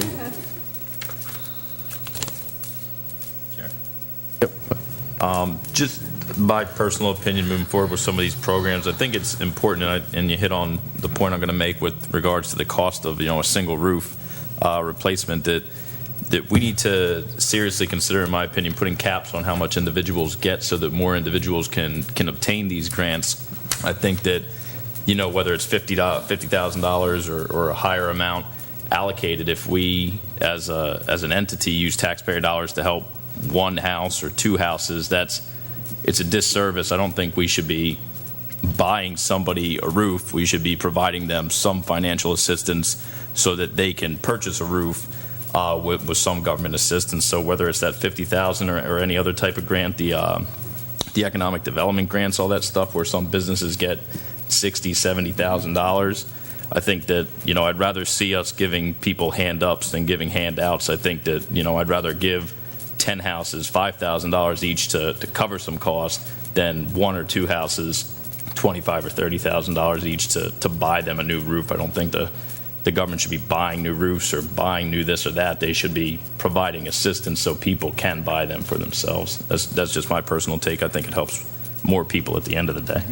I'll jump in there. That's exactly what I was expressing in less words, but I believe Michael answered it already in terms of the fact that he said he will be bringing back the terms of this grant, and we can go ahead and allocate what we want and choose what we want. So that's why I didn't move forward with finishing that thought. But that's exactly what I was thinking, and I'd like to see that that we are able to make those decisions when that time comes. You can even take those comments into the analysis of our current economic development grants, which has already been discussed as staff on whether there's tiers and there's matching, a larger match or what have you. So that's great. Thank you for your input. So that takes us to unless there's other changes that you'd like to make to the project fund, that is the project fund review. We also have you're at the top of this sheet and in the backup, the debt service page, which is really more of a statement of fact rather than an allocation of funding, and then the general fund, which houses our CRA Board and Advisory Board expense line items, administrative costs by department, and then also the debt service fund. So if you are happy with the overall budget, the intent would be then at September meeting of the CRA Board, you would approve the budget, and the budget then would be ratified by the City Commission at their September 19th meeting, I believe. But if there's any questions regarding any of the other funds, I'm happy to go through those with you. Ask the question. You just said something like double talk. When we ratify the budget for the city, CRA. Yes. but he said I the did. city. Yes, the That's what he CRA said. budget has to be approved as part of the city's budget when the City Commission will approve. They'll approve essentially both budgets in one move at their September, the second meeting in September. So the CRA Board approves the budget, and then that budget approved moves forward to the City Commission. The City Commission then has the opportunity to approve and support, or to and to review that as a City Commission. All right, I'll leave it. Let it go. It just All right. a technicality, but I wanted you to know that it goes okay, before got it. both. Yeah, let go. Let go.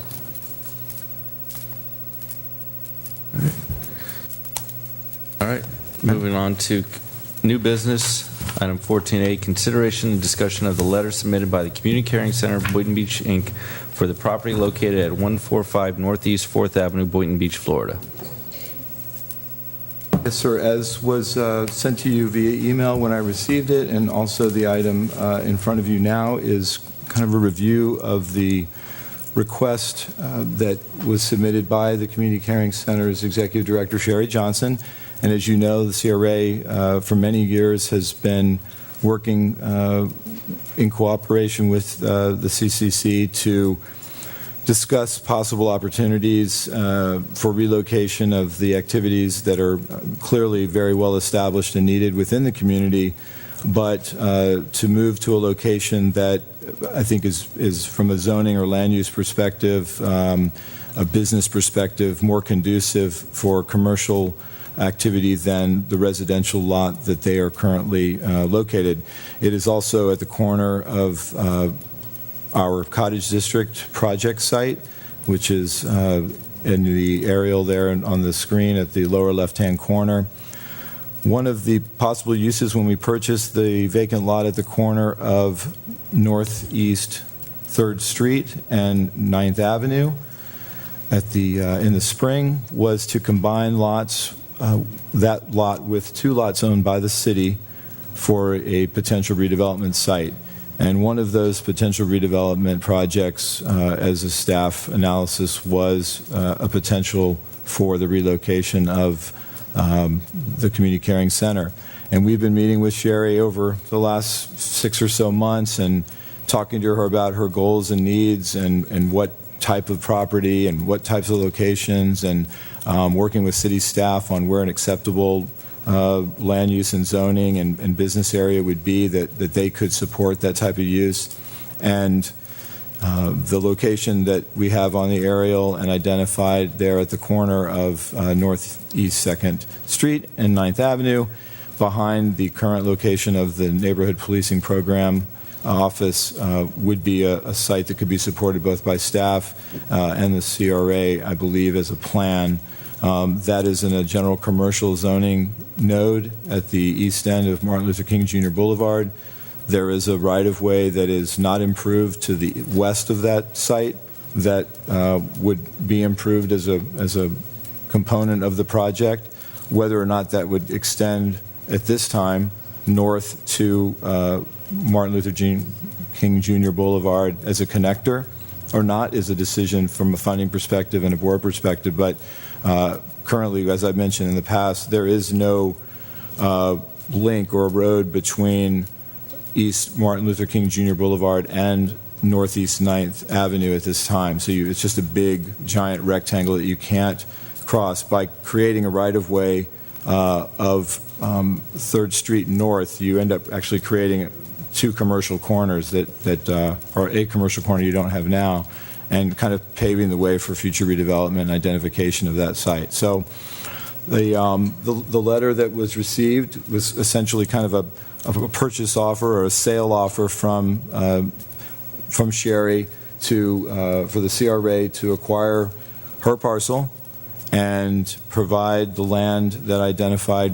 previously as for $10 as the site for relocation, and has also requested additional grant funding if the board so chooses to offer it as additional match funding for a larger project of close to $800,000, of which that additional funding of $200,000 would be a portion of. So the item before you, and staff has done some analysis of her purchase offer and providing you some options if you wanted to both acquire it and provide land, acquire it, provide land, and offer additional funding. So really 3 options for your consideration. Michael, let me go ahead and be the first to jump in on this. Let's walk me through this. You want us to buy her property first, okay? Yes, sir. How much is that property worth? It appraised for $171,000. Then she wants us to turn around and give her some property. Yes, sir. Right. Right. So we would be contributing that land as part of the funding. And she wants us to turn back around and then help build. That's another $400,000. Well, I consider the acquisition of her parcel not, if she chooses to contribute that acquisition money into her project, that would not be CRA funding. It would be funding that they obtained through the sale of their property. We acquired an asset. They're using the funding from that asset to put into their next project. So from a grant standpoint, we would be granting the property if you so chose to do so at $10 or some other value. And a additional grant of what is being requested is $200,000. So you would be granting the land and the $200,000 if that's what you chose to do. Oh, Michael, I'm sorry. Okay, go ahead. I think that's that's better. Okay, that's better, right? It sounds all right. So yeah, yes, land sir. plus the $200,000. But we will, when we do this, we will have ownership of the property that they own now. Yes, sir. Okay, that's okay. Let me keep going. Sir. Okay, Yes, what can we use that property for? That property is, if you will, the linchpin of the success of the Cottage District site. Cottage District. Okay. It is. If we can put the screen image back up. Right now, the activities, as you know, that are again very vital for the community, but are not conducive to single-family home ownership adjacent to that activity. The developers that we've spoken with, and I think we've mentioned this over the years, and certainly in this last spring, that activity is a detriment to investment by a home builder. Really, I think by us initially. You've got traffic issues that are caused by the good work that's being done there, but nevertheless, the commercial activity or the social service activity is not something that would make for a good neighbor of a brand new residential in the range of the $190,000 to $200,000 house range. So I think it's certainly something again that has been identified and discussed many boards throughout the years, trying to find the right formula. And I think the success of the Cottage District, certainly this is a very important piece to get that relocated and take ownership of that site. Answer my question. Thank you. Thank you. I'm going to allow for Board Member Casella, then Vice Chair Katz. I think the question was answered. I was going to relate it to like owning a home, selling that home and getting that equity earned, putting it back into another parcel, another home. That was going to be my comparison, but I think we got the idea. Thank you. And Vice Chair. You haven't had the cost of the properties that we would be granting to them? The financial outlay on the investment from the CRA was $32,000 on the lot that we purchased that we'd be giving, and the city's investment in the 2 lots that they would be transferring, I believe, I can get that value to you, but I believe over the years it's been our understanding that was obtained in a tax deed, so that it is a very minimal cost and expense of the acquiring of those properties. So you're really looking, and we are ahead appraisal-wise on our acquisition of that lot as well. So we had those appraised this week, and they're all sitting around $50,000 worth of value. That would be the donation, if you will, or the grant, if you so chose to do that. Michael, I looked up on PAPA, and it says that it was $60,000. The city paid 60? Yeah, and I'm just trying to see if it was for each property or for both properties. Well, I apologize. I don't know if that was part of a larger acquisition. No, it was a warranty deed, and it was for both properties back in 2003. Apologize. By Pinky Ann Cooper was the woman that owned it before. Okay. I'll say I support it. I think that it kills a bunch of birds with one stone. We get the property we need for the cottage district, which otherwise is a massive detriment, like you stated, to developing it.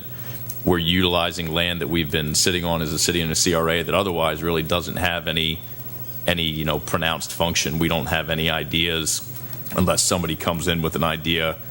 So just, the point of buying and acquiring these types of lands, just like we talked about on Federal, the parcel we're going to tear down, is to potentially utilize them in some grander bargain. I think this is good for all parties. It preserves the community caring center, which provides all sorts of benefits to the citizens, the residents of the city. So, and the cost is limited relative to what we might lay out.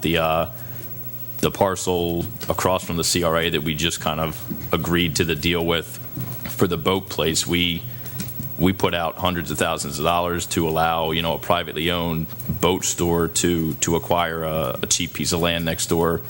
This, on the other hand, is the community care center helps people. They're not exclusively a for-profit entity, so I think it's an all-around good deal, I think, for everybody involved. So I support it.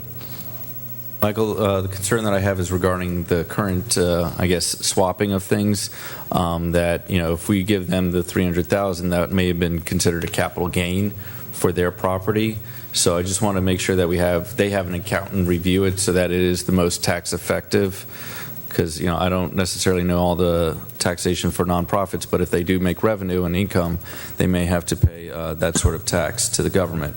I'm for this, and I just kind of want to, have a site plan approval. I just want to see what they're doing for the new building, or get something involved so we know exactly what's going on with the new building that they're building. Is it going to be only a food pantry, or are they going to have a commercial kitchen and move some of the aspects of the secret garden up there, because that is a lease and they don't own that property? Michael, if I may, I'm pretty heavily involved in the Community Caring Center, and I'd like to thank the board members for the way this discussion is going tonight. As you know, they'll be celebrating their 30th anniversary next month, November rather. The idea of this, Michael, you and I have sat down and talked about this, was to try to get the Community Caring Center, all the services that they provide under one roof, and that would be including the secret garden with the commercial kitchen and everything, and have everything run out of one address where it's broken up now, be more efficient, and they feel that they can actually expand their services with this new facility. So I thank the board for the positive discussion that we're having tonight. I'm in favor of it, but I would really like to see traffic. I'm just saying, I don't want us, they already have traffic problem now. I like to see the site plan, the traffic flow, et cetera. This is what I'm going to be looking at. I'm just saying, we don't want to move them from one spot from traffic problem, give them another spot. They still got traffic problem. That's my concern. And I'm glad she pointed out that concern. And so the Boynton Beach CRA owns the property north, so that we could create a thoroughfare on, I think, Northeast 3rd Street? Yes. To MLK, so that would alleviate pretty much any traffic. Second or third? Northeast 3rd Street. Third that goes through. You purchased the property to the north that continues through the right-of-way there. What I believe the idea this evening with this item is that you're entertaining this purchase. We're getting support on whether or not it's in favor of it. We would need to bring back a purchase and development agreement with timelines, and obviously some of those considerations that you've mentioned with regard to how they're going to close, and then I don't know if a 1031 exchange or some other type of investment may work for them. But I think, again, receiving this type of letter, it was brought to you for review and direction. Also, if there was funding that needed to be identified for that grant, if you so chose to go in the $200,000 route, where you'd figure taking that from, or where you would like to discuss taking that from, we could certainly bring that back. Well, it's adjacent, 1 block south of the MLK corridor. So I would look at that first, Okay. and then property acquisition. Okay, very good. All right. I have a few questions. Okay. So the Secret Garden property that they have, that's a lease that they have on that? They don't own that?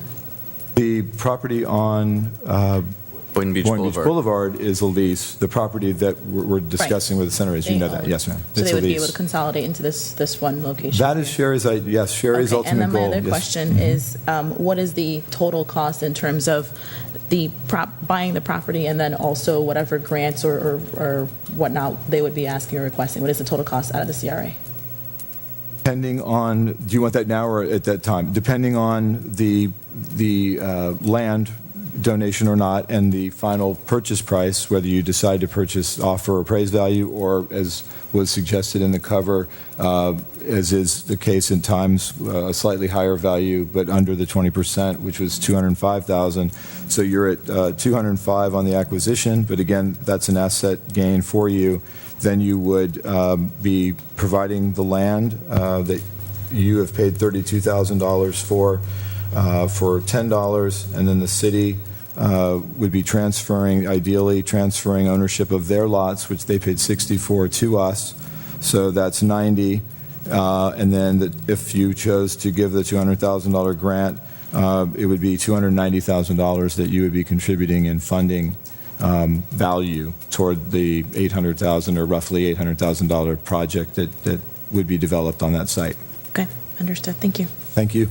Michael, my take is when you bring it back to us, bring back option 1, like you explained it, option 2 with these figures, and option 3. Thank you. I like to see what so like I said, I'm in favor of option 1, 2, or 3. All right. Thank you. Thank you. Next item is consideration and discussion of the Boynton Beach CRA nonprofit organization grant funding program. I'm just going to introduce this before Twee takes the item. Board, you'll remember that this, the reason for bringing this item to you and having this discussion was at previous budget meetings and at times throughout the year, and at last year's budget meeting, the board has discussed creating a notice of funding type program for nonprofits that are interested in receiving CRA assistance with programs or activities such as a business incubator or business development programs, or really any that met the goals and the objectives of the CRA that you chose to fund. Twee has been working since she got here on the creation of the program and how the flow of the funding award would go. So I'm going to let Twee take it from here. Thank you. Good evening again. This will be brief. The goal of this is, as directed by the board, is to create a measurable as well as a transparent process to review nonprofit funding to make sure that the funding is allocated for programs and activities that aligns with the CRA goals and objectives that Mike has said. Second thing is to make sure, as you echoed in the previous agenda item, to leverage CRA funds where it's the most benefit for the dollars expended. The third is to also provide benefits for residents in the community overall in Boynton Beach. And lastly, to provide measurable outcome, transparency, and to build, in a way, capacity for those nonprofits so that they can use the CRA funds to leverage against some other funds that they could potentially get. So in developing this program, we looked to a framework that is attached in attachment 2. These are the general guidelines that basically sets out your eligibility criteria, the method of evaluation, the deliverables that are going to be ensuring that the CRA's objective and the consistent evaluation process, while providing you, the board, the maximum flexibility for funding to determine the appropriate amount of funding and to hopefully work within the fiscal year budgetary cycle so that we will know the known amounts to be funded as we go through our budget planning process. So with that, I can briefly cover what the program is, the eligibility criteria, and some suggested dates for starting out for this fiscal year and how we can have the notice of available funding that could be advertised and the workshops that could be created so that everybody has a chance to know that this program is available. With that, the board also has approved a amount of $125,000 for this fiscal year. If the board chooses to have us work on this, we would like to bring back an application process as well as a review process so that this can be activated October 1st. And in the attachment 2, we also offered the funding cycle recommendation. Should we start October 1st, it would take approximately 90 days from the time of the advertisement to the grant agreement execution. Should there be a low response in some of the dollars requested, we can continue it for the next quarter, or we can extend it on a quarterly basis as well. So the flexibility is there for you to decide, but we'd hope that if this continues for the next year, we'd like to start in May, starting with probably a month before, maybe do the workshop and do the notice to train people on how to do this program to make it simple for them so it's not onerous. We can provide forms and all the review methodology for them as well so that by August, September next year, you'll have an amount for grantees to come. So you'll have an idea how much you can allocate for the budget. So with that, the general criteria is it's for nonprofit funding with a 501c3 designation. They have to be in good standing with the state of Florida. Their priority will be for principal business located in the CRA district. They need to serve the CRA districts or visitors that come to participate in the district. There's also, the two important things is there's a demonstrated commitment on the board of that nonprofit for the purpose and the accountability of the CRA dollars in their programs, and also to help capacity build. So with this, we're recommending that the CRA funds be allocated for programs and activities of those nonprofits that will aid in furthering the economic development goals of the CRA. The funding amount, we're recommending that the applicant has the ability to apply for 25% of their total operating budget, or a maximum of $75,000. We also would recommend that if the board chooses to exceed that 25%, the board could choose to do that based on certain criteria. We would recommend if it's a priority project or priority area, as well as if it's needed to leverage other funding sources. And we would also recommend, similar to our other services agreement in the past with nonprofit, a quarterly reimbursement for the funding. And of course, we've listed the deliverables that are recommended. With that, we're here for any other questions or any suggestions to the proposed draft program. Okay, the draft program, when will we be expected to see something in writing? I'm just saying because communicating, in June, you said the program would kick off in May. And this is something that Commissioner Ramos, I'm going to talk about you. This is what she said, that she would like to see more individuals being able to apply for funds, instead of like giving it all to one group. And I'm just saying, I'm in favor, but I just need to see something in writing. Yes, we would like to bring back to you an application for you to approve and a process, an evaluation process. Should the board approve this grant program, we can actually advertise for it on October 1st. On page 2 of your attachment 2, there's a suggested timeline for you. So we are recommending if it starts October 1st, subject to your approval, that we should have a pre-submission meeting the week afterwards that gives the applicant 3 weeks to gather their materials together. November 1st, we could have as a suggested deadline for the application. And then by before Thanksgiving, we should have a grant evaluation done for those and a recommendation back for grant award to the CRA Board in December, and then a grant execution in January. And are we giving them the money and then is there any sort of measurables? So are we just not giving the money out and then they say we spent it all? As part of the application, they need to describe what they're doing, what commitments they have with their board or their governing group, what type of program they're providing. So they have to describe it as part of the grant application, and there's going to be some criteria. If you look starting on page 1 at the bottom of your attachment 1, the deliverables that we're asking for them to have. these will be echoing what's in the grant application. So they need to show us, for this funding cycle, we're recommending economic development programs and activities that aligns with the CRA mission. But they also need to provide verifiable cumulative lists of clienteles or participants in their program. Also, goals of having 25% of the clients residing or opening businesses in the CRA district. We also ask that they provide outreach and quarterly workshop training data to us, financial statements and marketing outreach plan. So in the application we would like to bring back to you September 12th, will detail what they have to submit to the CRA under this grant program.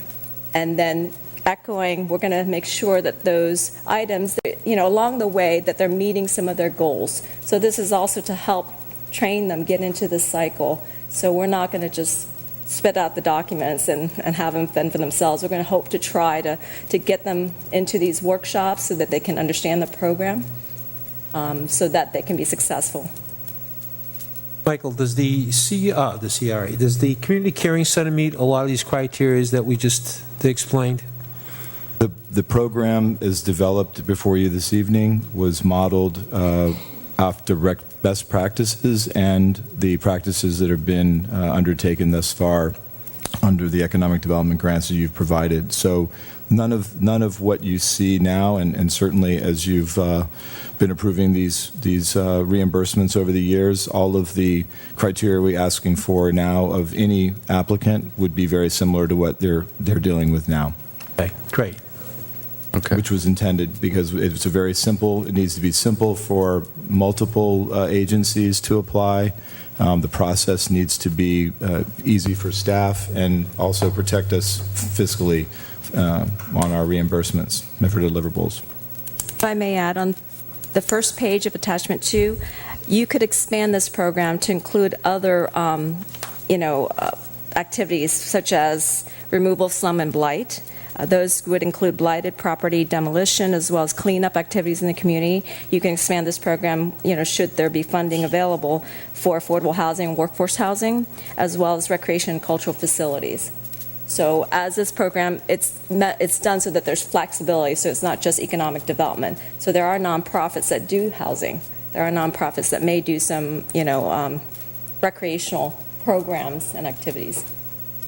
Now, Twee, my question to you is, how do we plan to inform the community that this program is now available or being made for them? We can do press releases. We can use our e-blast. We can use our social media to connect this.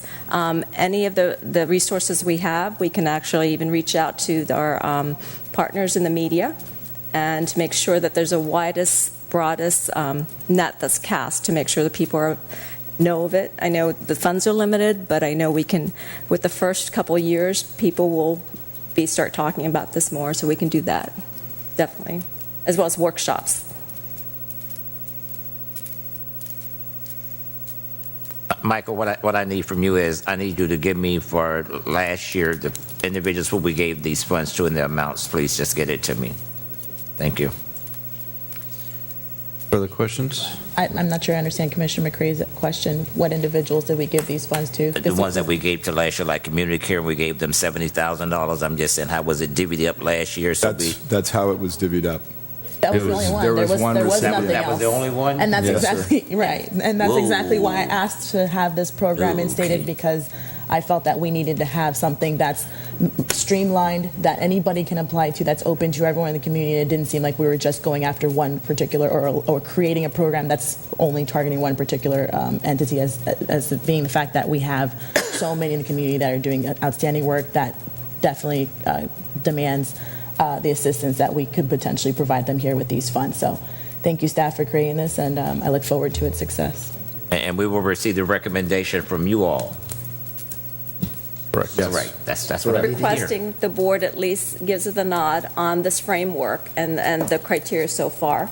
And then once we do that, we'll come back to you with all the paperwork, so to speak, to make sure that we give you all the information and details before we launch this. That way, at the next meeting, you've approved the program. Essentially, the documents will be vetted through legal, and we'll be ready to go when October 1st hits with our funding notice. I'd like to ask staff, whatever flyer or document you create to get the word out, to please CC the board on that. I'd like to share this information as well. And the timeline can be at your discretion. It doesn't have to be a 30-day turnaround. If you'd like for this to be a little longer and we can have more than one pre-submission meeting, we certainly can adjust our schedule, but it's at board discretion for that. If the board would allow it, I'd be okay with the 60-day submission schedule to allow for individuals to get more access and to hear more about it and get enough time for a turnaround. And your flyer, how many languages you going to do it in? 3. At least I think three. Yeah, Creole, Thank you. And again, Spanish. now when you get through, because this is this program, we haven't. I mean, honestly, to date, we haven't received any requests for funding as of today for next year. We are in a budgetary timeline. We are not in May, where we're issuing this, and you're now reviewing for the upcoming year's allocation. But I think that TWE's set out a very realistic and accomplishable timeline to get any agency that needs funding beginning October 1st or within that first quarter of operation, if they're on that fiscal year. I think it's certainly very doable for both the nonprofit agencies and us to enter this new and I think appropriate way of delivering CRA funding. And then as the cycle catches up with your approval, when May comes around next year or April, it'll begin and everyone will be introduced into this as their typical planning, their next planning year, just like you're planning your budget. They'll all be planning their budget and applying for funding. So we'll really, and next spring, we'll slip right into a normal cycle of release before the budget year. So my suggestion is I'd like to agree with the 60-day deadline, so December 1st for the deadline for application, and have 20-day increments thereabout for the pre-submission meetings, so that if someone who's never done this before, that they actually have that is really interested in doing this, that we can help coach and really be an incubator for new entrepreneurs and small businesses. Thank you. I think we're looking for a motion to approve. Okay. Need a motion to So approve? move. Second. All those in favor state so by saying aye. Aye. All those opposed? Seeing none, motion is approved. Next item is consideration and discussion of the Boynton Beach CRA policy for addressing letters of intent to purchase property owned by the CRA. Michael.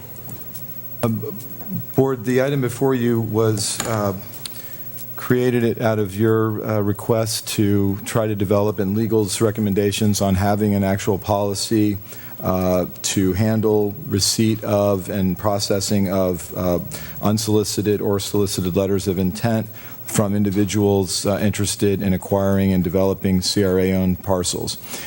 Currently, there is no fixed policy, and we tried to create something that provided you flexibility, of course, but also guidelines for your handling of those letters of intent as they're submitted, and also give the submitters and proposers of acquisition guidelines to expect certain things to occur as they submit that, so that they're aware of that process. On the policy is attachment 1, and I'll just go through it's really basic, but I think it's important to identify for you. This is, again, just some options and staff and legal's suggestion. Can be changed according to your desire, but the first option would be that you can certainly accept the letter of intent and direct staff and legal to negotiate. I'm sorry. You would receive the letter of intent. It would be presented to you at the first available meeting. You would, at that time, if the property was such that you wanted to go to a RFP, you could decide to do that. If it was a one-off property or a property that was not a well sought-after parcel, you would also have the option of entertaining the letter of intent and issuing the notice to dispose, the 30-day public notice. If during that 30-day public notice period, staff received or the CRA Board received a second letter of intent for the same parcel, we're recommending at that time it immediately goes into an RFP process just by virtue of that second letter being submitted. Then the other option would be that you can determine to solicit offers right away for a piece of property that you receive a letter of intent on, and not do the public notice just to on behalf of that first submittal. I'd like to do option one, where we can streamline it if that we get a letter of intent and we don't receive any other options. We can go forward with the letter of intent.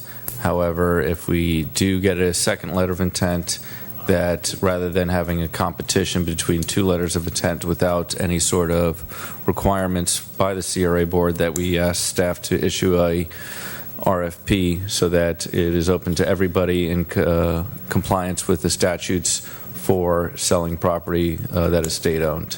And just to be clear, the policy that we're putting in front of you, you don't have to pick an option tonight. The policy would allow you, at the time the letter of intent comes forward, to pick one of the options for that project. So if you had a bigger piece of project that someone wanted to buy and you felt like, no, we really need to go out to RFP, you could do that right away too. Okay, that's even better. So we can use any of these three options at our disposal, depending what the before us? Is that what you're saying? Correct. Correct. Okay, let's. Whenever we receive a letter of intent, Vice Chair. If not, then this. Just to clarify, because I feel like there might be a need to tighten up language. In the first option, if a letter of intent is submitted, we accept or reject it. But if we accept it, it goes to the notice period. You said, it says here in the writing, if one or more additional letters come in, the CRA Board will direct the CRA staff. When you described it, you said immediately kind of move to RFP. Does that, I would personally like to see either the word automatically or something to the effect that it's codified in language that if a letter of intent is submitted and another offer comes in during that notice period, that it automatically goes to RFP. Because I think that in the most recent two examples, the only two examples we've had up here in the time I've been up here, I think that once it's clear that there's a market for the property, it should not be subject to the board to start making determinations without entertaining the broader market. So whether it's the word automatic, but I'd personally like to see that if a second letter of intent comes in, you know, whether it says direct the board, you said immediately, I'd personally like to see a more firm piece of language. I think we could change that language, if it's the board's will, to say that the staff will automatically begin the RFP process and bring forward for the board's approval an RFP to be issued, because ultimately you'll still have to approve the RFP and the substance of the RFP before we can issue it, but we can say that it will automatically be turned into the RFP process and staff will bring at the next board meeting an RFP for board approval. So we can amend it in that way if that's the will of the board. Because it sounds like that's the intent, but I'd personally feel more comfortable with solid language. I think that's good. I agree with that. And so that gives us the option too, if that we don't receive one, we still can put it out for RFP. All right. So do you need a motion for that as well? Yes, please. I have a motion to, as amended, for automatic language. Second. All those in favor state so by saying aye. Aye. Next, we're on CRA Advisory Board. Michael, I know we talked about some pending assignments that weren't on the agenda. Yes. The pending assignments that are currently being worked on by the advisory board, and I apologize for not having those displayed, the one item that is in I would say a tabled status that should be discussed perhaps from the board perspective on how for the CRAB to proceed is the special events grant review and recommendation. And then the second pending item is the review of the current CRA special events vendor policy as it relates to the number of nonprofits, how you handle local vendors versus out-of-town vendors, just a general policy relating to the CRA's ability to work with the vendors for our events. And the intent of that assignment, again, was for as the vendors relating to the event and not vendors on the whole, which is an item I know that's been discussed quite frequently now with the city and the Economic Development Director and of Economic Development and Strategy with regard to wealth building and procurement. That's not what the intent of the assignment was at the time. It was regarding special events. So I think I was the one who put this on, and it's not the special events for the Pirate Fest because that's an entity unto itself, but this is more for the movies and music because I'd like to see for the movies to have art exhibits that we have at our own art district. We have plenty of artists within the CRA. To have their ability to, be in the back along Ocean Avenue, because I don't think that's going to generate too much noise for the movie to distract the moviegoers. In addition, during the music, when there is a lot of noise and we have the food truck invasion, and a lot of people are out there, in order to get increased awareness of it, I'd like to leverage, certain nonprofits. Kind of what I see in Chipotle, where they all have a night where they'll sponsor a nonprofit and give us proceeds to a part of the proceeds to that nonprofit. I'm not saying that we give a part of our proceeds to nonprofit because there are none. I'm saying that that local nonprofits can apply to be there and to have something sort of a informational or a giveaway for the music. And just really have the advisory board to generate an application so that it's fair, and so we can, if we get 30 nonprofits come in, that we are able to decipher, okay, who do we pick first, or where is there a ranking of the nonprofits and for the artists as well. And is there any discussion from the board? Just so a little bit of clarity, I'm a little confused. So you're saying the movies, we have the artists in the background selling or doing whatever they do with their artwork, and a portion of their proceeds would go... No, it's two separate days. So basically... That's why I'm confused. Yeah, so what I'm saying is that in the movies, that we allow artists to sell their art, okay. And during the music, we allow nonprofits to come in and help spread the awareness of the music to there. So like the Women's Circle or the Boynton Beach Marching Band, I know has come to a couple of our events. And just to have some sort of policy in place, it's also, I know for our vendor policy for the movies, we don't have a food truck invasion. So do we have a special vendor that comes there like a Royal Cone or Boardwalk? And so I just want to get something in place so that for the movies and music, not Pirate Fest, not the Christmas tree lighting, just the movies and music, so that we can relay the fact we have a bunch of people in our town square being able to use that activity to more than just a movie. It's kind of like when you go to a movie theater, they have all the popcorn and stuff like that, and then they sometimes have video arcade. But this is my idea, so if the board doesn't feel like that we need to explore this, I'm here to hear your opinion, Vice Chair. In a general sense, I have no problem asking the CRA Board to investigate ways to leverage those events for any number of ideas that might come up, including the two you just proffered.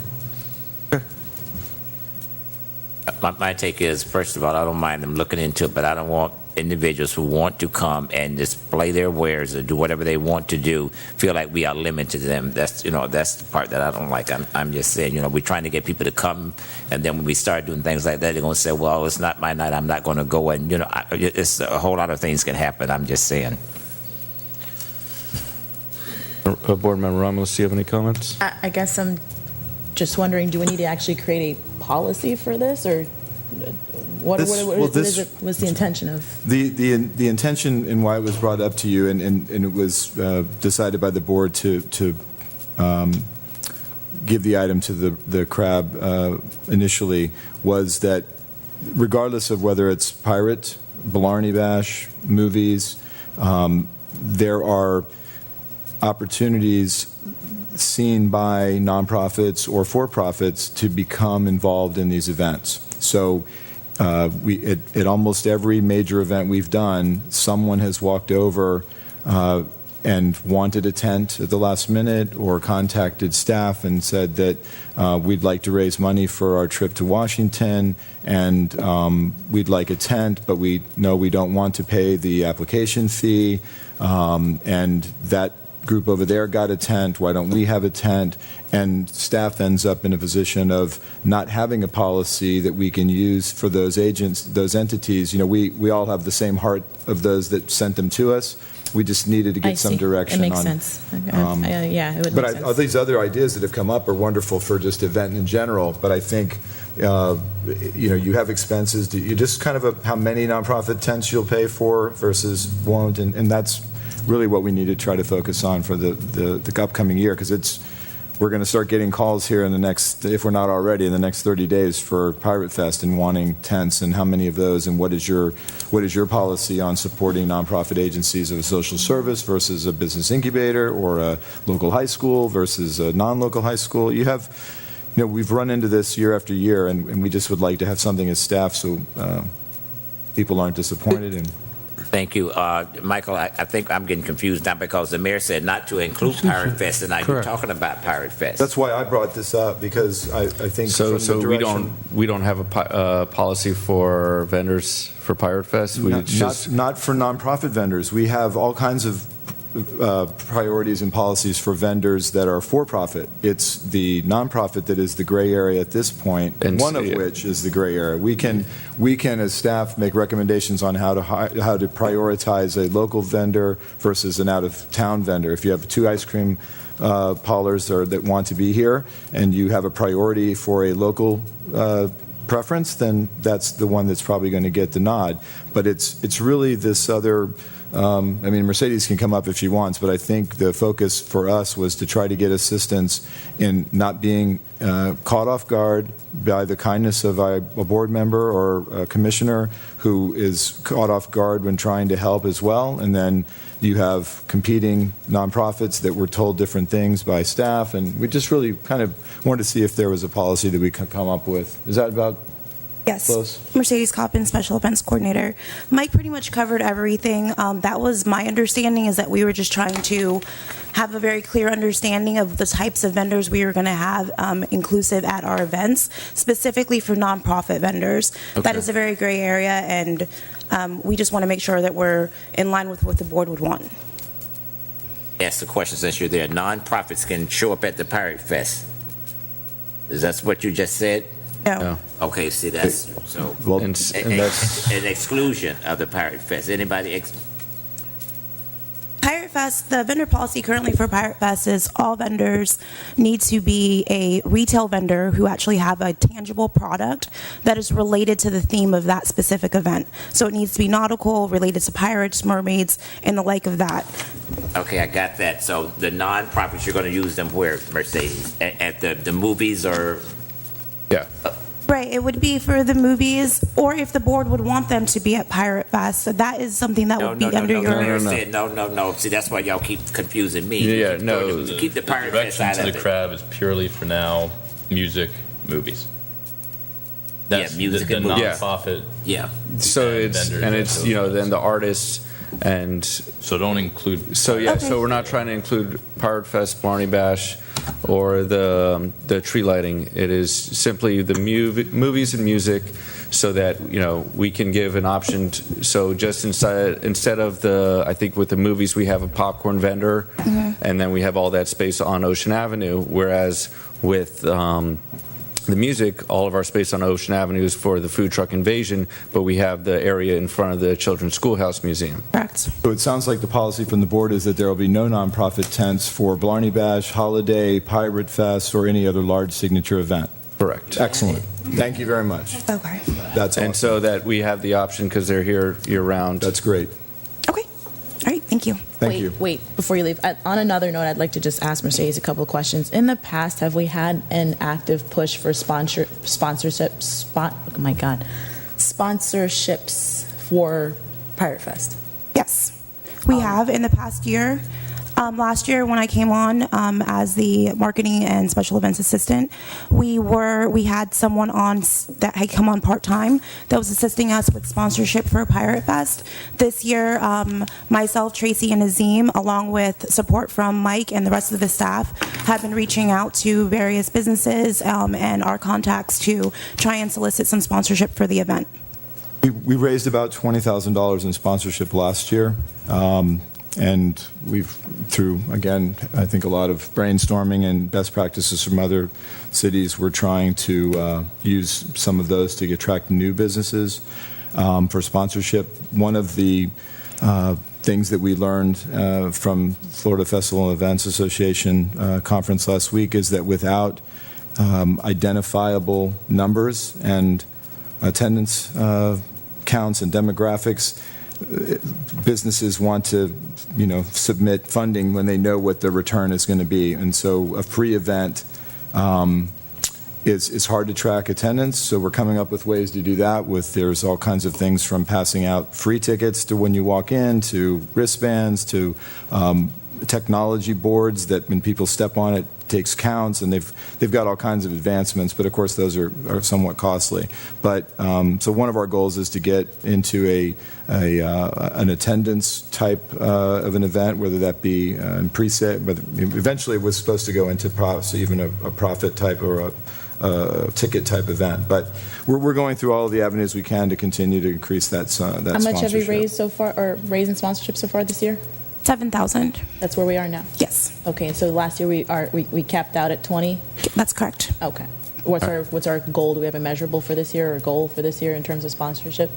Ideally, I'd like to at least get the 20,000 and push above that if possible. And I'm going to the Florida League of Cities next week, and so I'll let everyone know.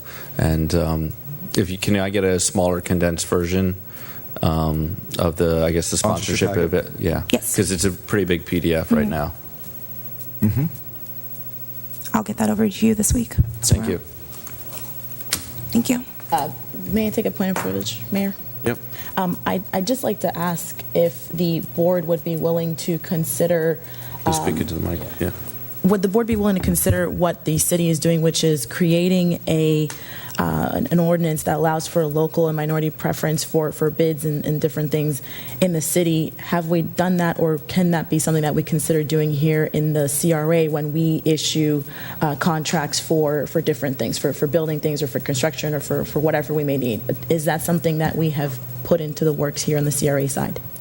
It is not, but it can be. I just would like to just echo what the city does, and so we don't have to do things twice. Well, that's exactly where I'm going to. I know that our next city commission meeting, we will be considering putting an ordinance of that in place.